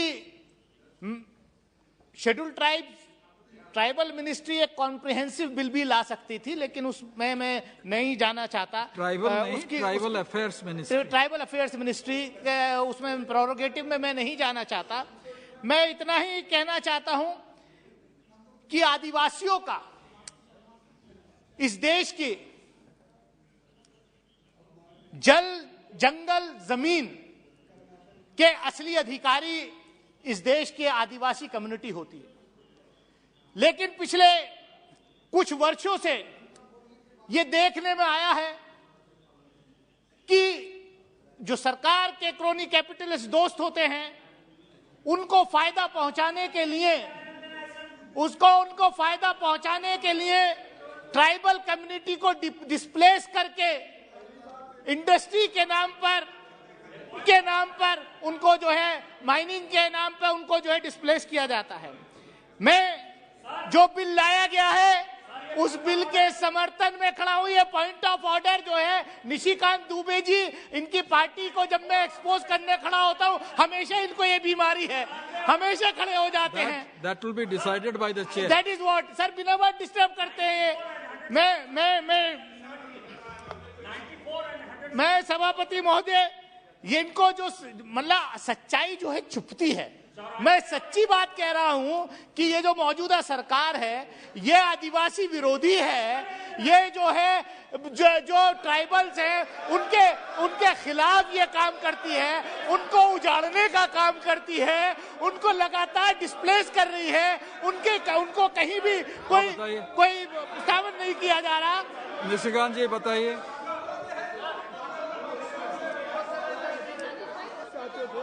आज पहली बार ये निशिकांत जी सर 94 sir, राज्यों में लोग इंतजार कर रहे थे, उनको आज schedule tribe the discussion on a motion that the bill or as the case may be, the bill as amended be passed shall be confined to the submission of arguments either in support of the bill or for the rejection of the bill. The member while making the speech shall not refer to the details of the bill further than is necessary for the purpose of argument, which shall be of general character. इसका इस bill से क्या लेना है sir? कि किसको mine दे गया, नियमगिरी दे दिया? मैं बता दूं कांग्रेस ने जिंदल को कैसे दे दिया माइंस, कैसे किरुबुरु में दे दिया, ये उसको सपोर्ट कर रहे हैं। I will go through the details of this. Yes, please continue. Please. बहुत अच्छा है कि आज निशिकांत जी ने ये बात कही कि बिल पर जो बात होनी चाहिए वही होनी चाहिए। मैं चाहूंगा, चेयर से अपील करूंगा कि निशिकांत जी के जितने बिल पर भाषण आज तक इस सदन में हुए हैं उनकी भी स्क्रूटनी होनी चाहिए कि वो बिल पर बोलते हैं या पॉलिटिकल भाषण देते हैं। मैं कहना चाहता हूं there can be not be 2 yardsticks। अभी पिछले दिनों 3 दिन पहले बोल रहे थे, बिल से बिल्कुल अलग बोल रहे थे। मैं सभापति महोदय मैं अपनी बात पर आना चाहता हूं। इनका काम डिस्टर्ब करने का था, वो इन्होंने कर दिया, लेकिन मैं डिस्टर्ब होने वाला नहीं हूं। मैं आपके माध्यम से सिर्फ यही कहना चाहता हूं कि देखिए आदिवासी कम्युनिटी के लिए, जिस कम्युनिटी के लिए बिल लाए हैं, सरकार बिल लाई है, अच्छा बिल है, मैं उसका समर्थन करने खड़ा हुआ हूं। लेकिन आप समर्थन मैं बोल रहा हूं बिल के, फिर भी डिस्टर्ब कर रहे हैं। इसके साथ साथ मैं और आपके माध्यम से सभापति ये कहना चाहता हूं कि बेटा कुर्बा के साथ साथ जो बीदर गुलबर्गा के इलाके में गोंड कुर्बा कम्युनिटी है उसकी भी बड़ी मांग है कि उनको भी शेड्यूल ट्राइब्स की लिस्ट में शामिल किया जाए। स्टेट से भी यहां पर प्रपोजल आया हुआ है। सभापति महोदय, मुझे याद है 1990-91 के अंदर जब चंद्रशेखर जी इस देश के प्रधानमंत्री हुए थे तो उन्होंने देवेगौड़ा जी को इनवाइट किया था कैबिनेट ज्वाइन करने के लिए, लेकिन उन्होंने कहा कि मुझे कैबिनेट नहीं चाहिए, मेरे स्टेट के जो आदिवासी नायक वाल्मीकि नायक कम्युनिटी के लोग हैं उनको आप शेड्यूल ट्राइब्स का दर्जा दे दीजिए। और चंद्रशेखर जी की सरकार ने शेड्यूल ट्राइब का दर्जा उनके कहने पर दिया। आज कर्नाटक के अंदर 15 शेड्यूल ट्राइब्स की सीट रिजर्व है, सिर्फ उसकी वजह से उस वक्त का जो वो प्रपोजल था। मैं आपके माध्यम से सभापति महोदय मैं इतना ही कहना चाहूंगा, आप अपने अनुभव से बताएं। मैं इतना ही कहना चाहूंगा सभापति महोदय कि 1950 का जो ऑर्डर है ये अमेंड बार बार हो रहा है। इसमें मैं सरकार से ये भी अपील करूंगा, ये तो ट्राइबल अफेयर्स मिनिस्ट्री का है, लेकिन आप सरकार से मैं मांग करूंगा कि इस देश में जाति जनगणना होनी चाहिए और जाति जनगणना के रिजल्ट जो है वो संसद के अंदर आने चाहिए। जिसकी जितनी आबादी उसकी उतनी भागीदारी, दूध का दूध पानी का पानी हो जाएगा। ये सरकार जाति जनगणना से क्यों भाग रही है? जाति जनगणना होनी चाहिए। बहुत बहुत धन्यवाद। Sir, thank you very much. I stand here on behalf of the NCP to speak on the constitutional order of bill to modify the list of scheduled tribes in relationship with the state of Karnataka.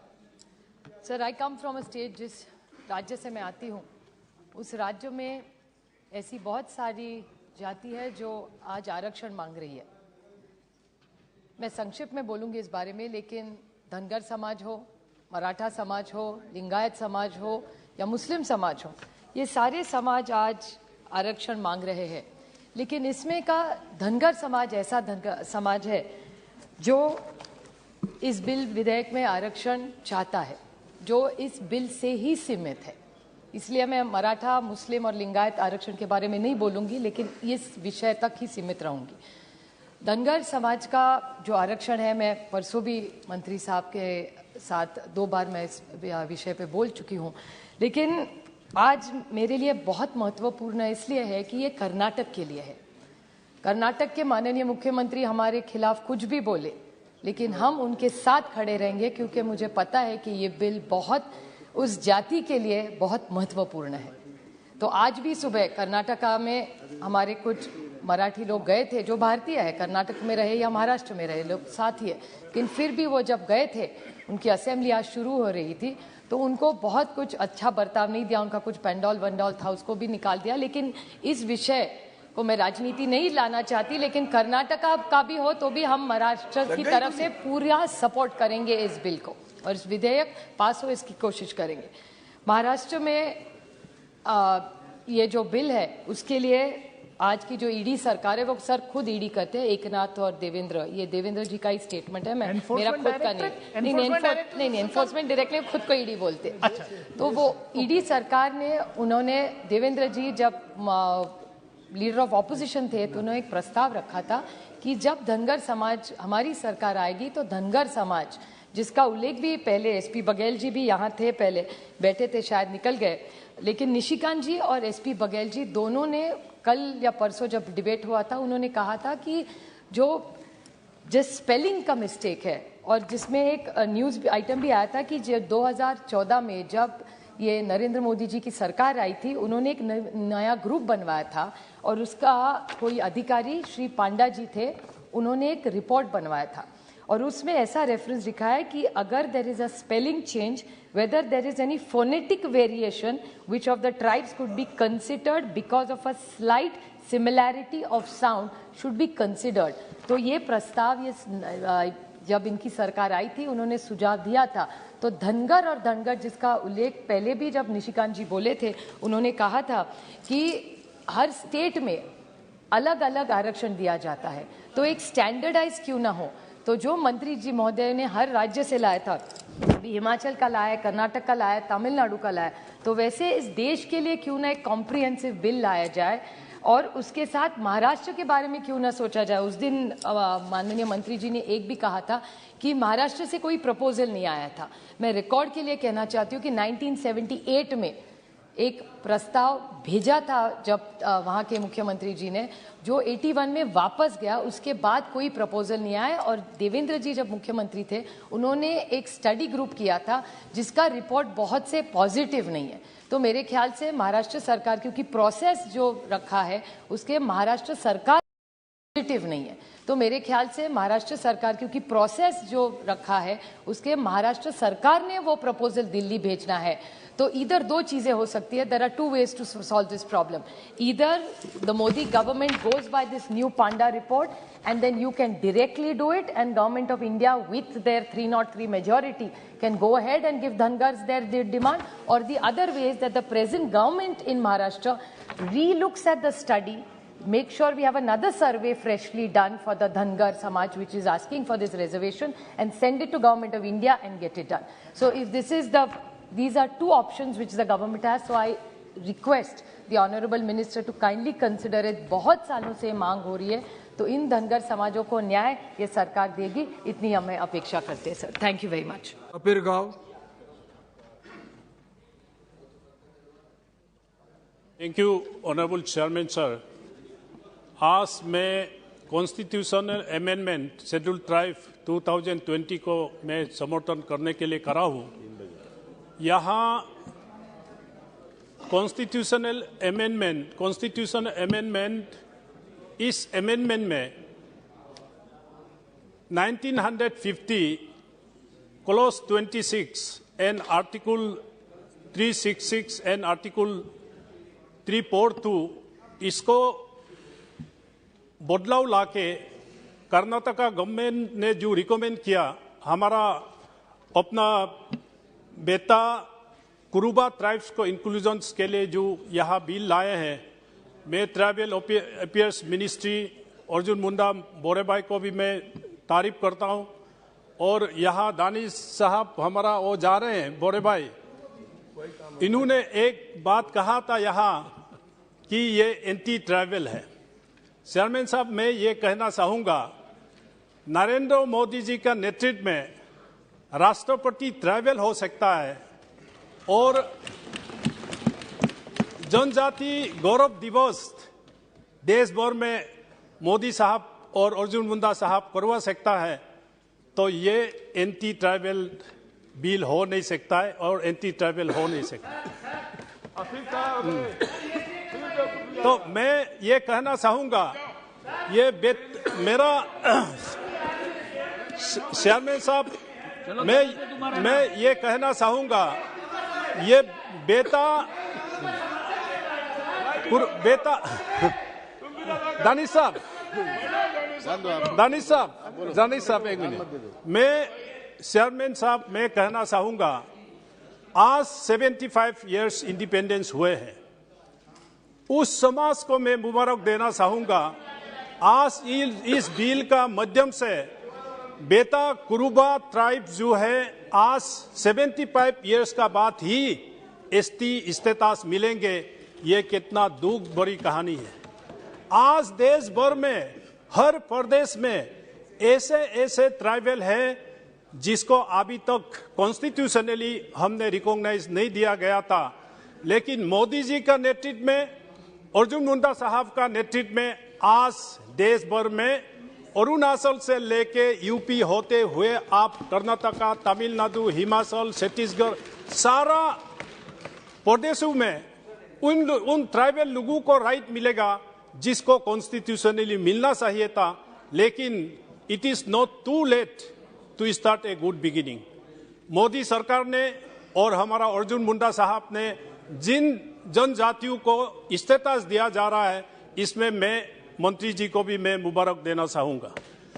साथ में मैं honourable chairman sir, status देने से नहीं होता है, उसका पहचान भी होना पड़ेगा, उसको देख रेख भी करना पड़ेगा, उसका सुविधा भी देना पड़ेगा। कॉन्स्टिट्यूशन में हमको पूरा राइट दिया गया है, तो इसलिए मैं मंत्री जी का अटेंशन ये ड्रॉ करना चाहूँगा। चेयरमैन साहब, फॉर योर इंफॉर्मेशन, वाजपेयी साहब का सरकार में मैं अनुसूचित जनजाति और अनुसूचित जाति में मैं member, and I am the first vice chairman in tribal commission in government of India. मैंने सारा देश भर में टूर किया हूं और कहाँ कमी है, कहाँ हम सुधर सकता है, इसमें मैंने ये बिंदु पकड़ा है। हर स्टेट में एसटीज एंड एचसीज का एक ऑफिसर होता है। इसको ड्यूटी बाउंड करना पड़ेगा हर डिस्ट्रिक्ट लेवल तक। उसका ड्यूटी ये हो कि उसका एट्रोसिटी, उसका बेनिफिशरीज, उसका सारा सब हम सुविधा देखने के लिए स्टेट लेवल से डिस्ट्रिक्ट लेवल तक हम ट्राइबल ऑफिसर्स बनाना पड़ेगा, dedicated to the tribal communities. Tribal affairs ministry से इतना स्कीम्स है, ट्राइबल एफोर्ड कर नहीं पा रहा है कि कौन सा ले लूं, कौन सा। प्रधानमंत्री का इतना पीएमए हुआ है, हर ट्राइबल घर को बिल्डिंग बना रहा है, लेकिन डेडिकेटेड ऑफिसर ना होने के कारण बहुत सा स्कीम्स ट्राइबल को पता नहीं है, क्योंकि जो जंगल में है उसको गवर्नमेंट का सुविधा भी पता नहीं है कि हमको क्या बेनिफिट है। तो इसलिए आज हमारा मोदी जी के नेतृत्व में education, health and drinking water तक, एजुकेशन के लिए एकलव्य मॉडल स्कूल हर ट्राइबल बेल्ट में, हर ट्राइबल डिस्ट्रिक्ट्स में इतना सुविधा, इतना बिल्डिंग्स और इंफ्रास्ट्रक्चर का साथ एजुकेशन ट्राइबल मिल रहा है। और आयुष्मान भारत मोदी जी के हेल्थ कार्ड हर ट्राइबल घर में पहुंच रहा है और हर घर में नल, हर नल में जल, ये सुविधाएं मिल रहा है। तो इसलिए मैं इस चीज को 100% हो रहा है। तो इसलिए मैं ये कहना चाहूंगा चेयरमैन साहब, इस चीज को मॉनिटरिंग करने के लिए, देख रेख करने के लिए जो स्टेट लेवल में ट्राइबल ऑफिसर है, इसको it should be decentralize up to the district level and the block level, dedicated to scheduled caste and scheduled tribes, so that the implementations of government policies and programs can be done in accordingly. और sir, इसी सदन में आपका सामने tribal forest right bill 2006-7 में पास हुआ था और बहुत सा ऐसा प्रदेश है इस ट्राइबल फॉरेस्ट राइट बिल का भी इम्प्लीमेंटेशन फुल्ली हुआ नहीं है। इसलिए इसको भी हमारा ट्राइबल अफेयर्स मिनिस्टर और सरकार देखे कि इसमें ट्राइबल्स का कोई असुविधा ना हो, इसको भी हम लोग को देखना चाहिए। और साथ में मैं न्यूट्रिशन से लेके पेक एसटी सर्टिफिकेट, माल न्यूट्रिशन बच्चों में जो जंगल में है उसको न्यूट्रिशन दे नहीं पा रहा है कहीं कहीं, और साथ में पेक सर्टिफिकेट, जैसे मैं अभी parliamentary standing consultative committee schedule caste schedule tribe में है, शेड्यूल ट्राइब का फेक सर्टिफिकेट, शेड्यूल कास्ट का fake certificate, legal implications, legal complications बहुत है। और इसमें ध्यान देना हम लोग को जरूरी है कि उस ब्लॉक लेवल का उस पंचायत लीडर को अवार्ड देना पड़ेगा कि किस किस लोगों को एसटी सर्टिफिकेट देना चाहिए, किन किन लोगों को एससी सर्टिफिकेट देना चाहिए। ये भी उस ब्लॉक लेवल तक जब एसटी एससी का ऑफिसर्स बैठेंगे उसमें होगा। और मैं कंक्लूड करूंगा, ऑनरेबल चेयरमैन सर, अभी असम में और पूर्वोत्तर राज्यों में आपको पूरा पता है वो ट्राइबल बेल्ट है। असम में भी हमारा 6 ट्राइब्स है जिसको शेड्यूल ट्राइब देना चाहिए, जिसमें ताई, आहूम, मोरान, मोतोक, टी कम्युनिटी, कोस, राजवंशी, सुटिया। असम में भी ये गवर्नमेंट ऑफ इंडिया का और मेरा बड़े भाई ऑनरेबल ट्राइबल अफेयर्स मिनिस्टर का इस चीज को नॉलेज में है। और मेरा पार्लियामेंट्री कॉन्स्टिट्यूएंसी में योबिन जो विजयनगर में 75 इयर्स के बाद इस साल ही गाड़ी पहुंचा है जो border to Myanmar. Chairman sir, Vijaynagar एक ऐसा जगह है, पूरा इस साल ही सड़क पहुंचा है विजयनगर में। वहां का निवासी योबिन अरुणाचल प्रदेश का ट्राइबल लिस्ट में है, लेकिन जब तक कॉन्स्टिट्यूशनल अमेंडमेंट में नहीं लाएंगे वो नेशनल लेवल का ट्राइबल लिस्ट में नहीं आएंगे। ऐसे नागालैंड में भी, मणिपुर में भी ऐसे बहुत सा ट्राइब्स हैं। तो इसलिए मैं ऑनरेबल ट्राइबल अफेयर्स मिनिस्टर को इस बिल को समर्थन करते हुए मैं रिमाइंड करूंगा कि अगर हम मोदी जी के नेतृत्व में और आपका नेतृत्व में ट्राइबल को जस्टिस देना हो तो सारा देश भर में एक सेंसस हो जहां रियली ट्राइबल जंगलों में रह रहे हैं, इसको ट्राइबल स्टेटस दिया जाने का प्रोविजन करें। Thank you sir. धन्यवाद। Arif, honorable member. You speak, sir.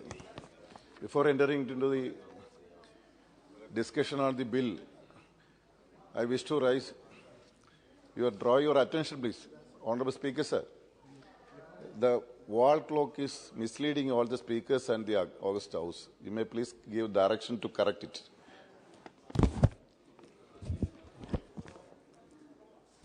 I support the proposed amendments to the Constitution Scheduled Tribes Order 1950 to include more communities from the state of Karnataka. Sir, on behalf of CPIM, I wish to raise some serious concern about the plight of our sisters and brothers from SC/ST communities. What is the status of scheduled caste and scheduled tribe in our country even after 75 years of our independence? The government would boast of our country having 2 presidents from scheduled caste and scheduled tribes communities consecutively. Sir, is it reflects on the life and livelihood of people belongs to SC/ST? Sir, I am going to elaborate it. One and each and every issue. First of all, discrimination. Every day we happen to read from the newspapers that in our or other part of country, people from SC or ST communities facing discrimination in sharing communities' resources or excluded only because of their SC/ST status. So 2 replies I got from this government in this session reveal their true status. First, the atrocities against SC/ST are increasing across the country, and the most number of cases were registered last year in BJP-ruled state of Uttar Pradesh and Madhya Pradesh. Sir, second, even the public institution where reservation for SC/ST communities is mandated by the Constitution. They are not getting their due shares. Sir, I got the reply from the Honorable Education Minister that in 45 central universities of the country, if only 21% posts reserved for general category remain vacant. In this case of posts reserved for SC/ST, it is 42%. Sir, if the status of SC/ST in public institutions is this, can we imagine about their representation in private sector? So day by day, this government is writing off every institution in the public sector to the private corporates and curtailing employment opportunities for SC/STs. So hence I request that this House should seriously think of extending reservation to the private sector, especially those PSUs which were earlier in the public sector, to the safeguard their interests. Thank you, sir. Mr. One point. We have only one point. Sir, this government has assured in various occasions that it would seriously look into the allegation of underrepresentation of SC/ST in central universities and other higher educational institutions. But not only this government has taken any concrete steps for this, but on the other hand, it has hid the data on representation of SC/ST in IITs, even from replies given in Parliament to me. So I request the government take urgent steps to appoint a commission to look into this allegation and ensure justice in a time-bound manner. Thank you. Sir, one more, sir. Sir, a lot of state governments, various NGOs doing very comprehensive projects for the upliftment of the scheduled tribes and scheduled tribes. I can proudly say the project of National Service Scheme of SD College Alappuzha in my constituency is going to implement a comprehensive project including education, career guidance of courses, placement and all the infrastructure support of the students belong to SC and ST. That can be appreciated. Thank you. But the government can't do anything.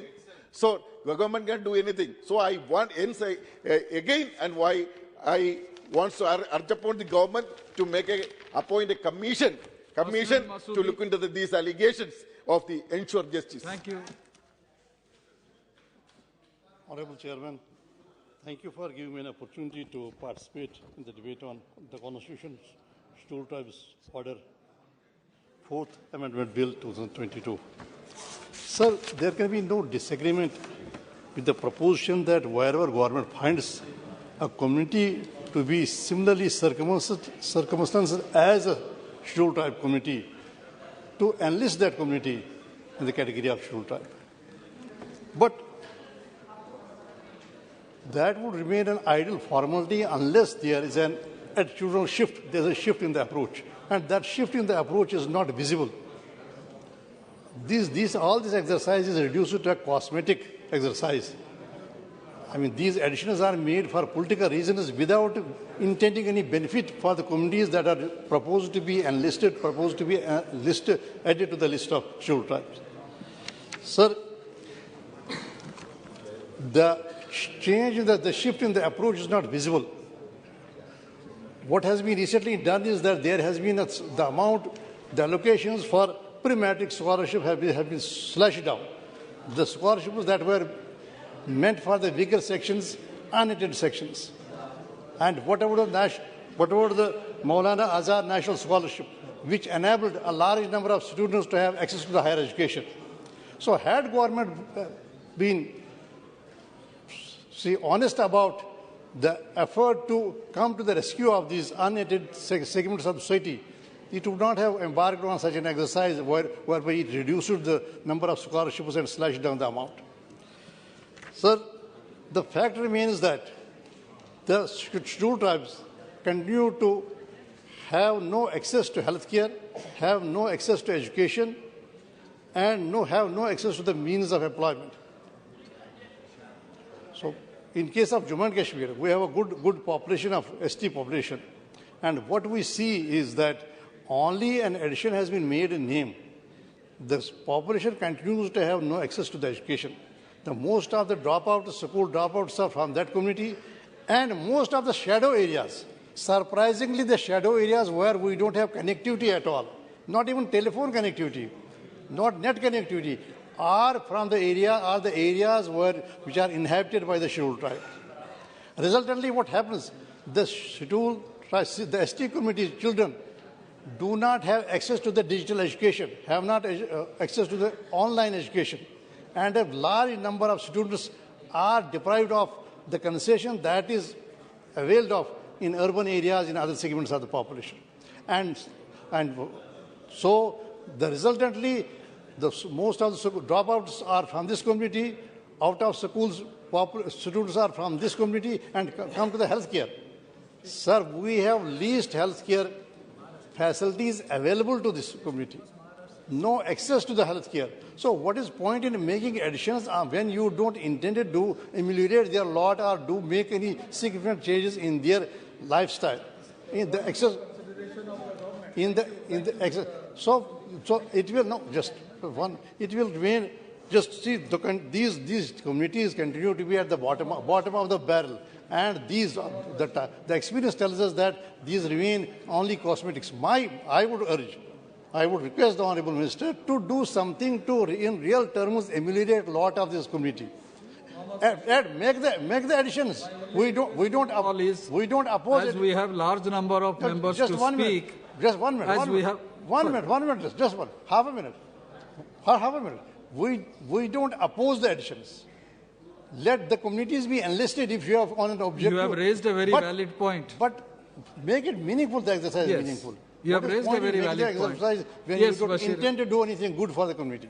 My only request to all members is, henceforth who are going to speak, confine your speech to 3 to 4 minutes. Sir, thank you very much, sir. We have to ultimately take the decision of the House relating to the future of this bill.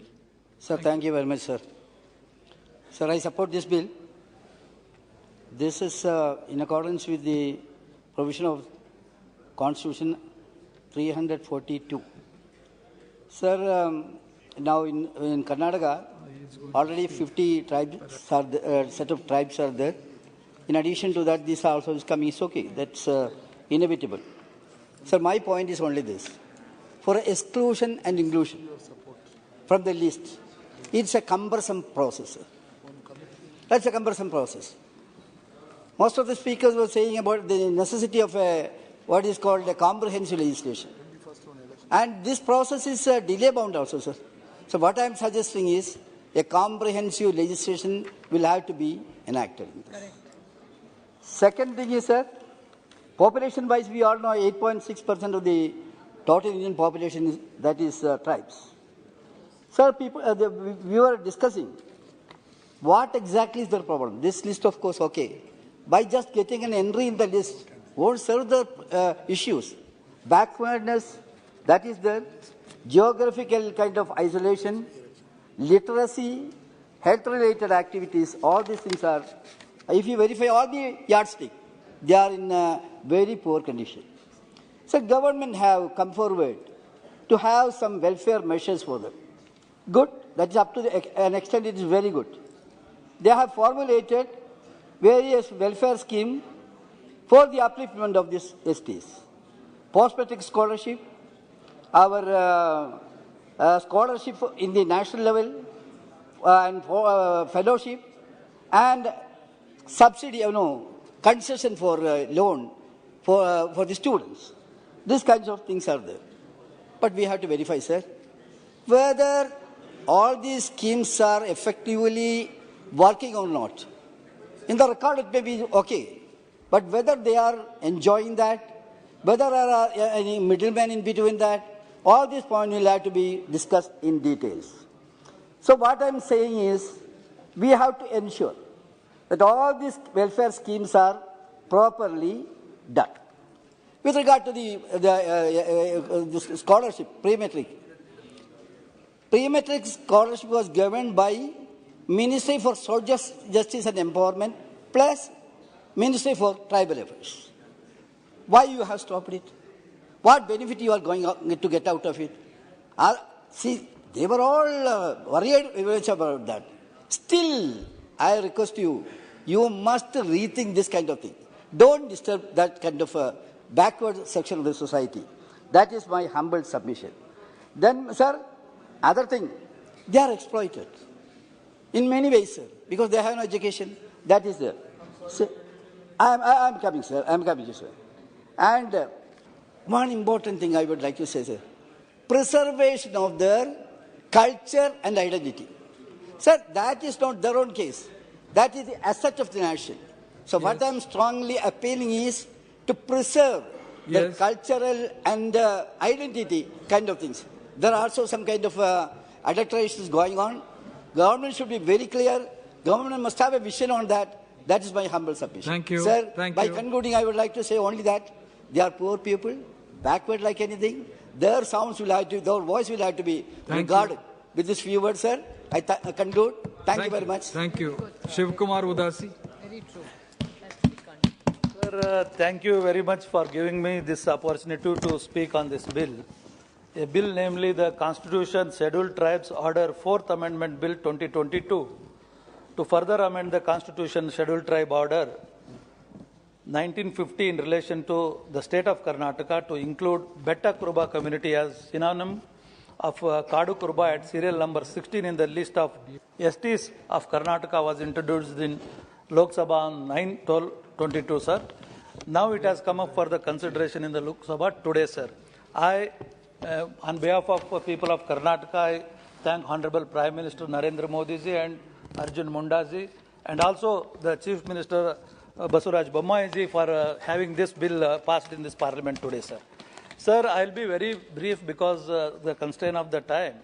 The first list of STs in respect of Karnataka was notified on 6/9/1950 with further amendments on 19/3/2020, sir. The list of ST communities in the state of Karnataka at Annexure P10 of the Cabinet Note, a brief history is as follows, sir.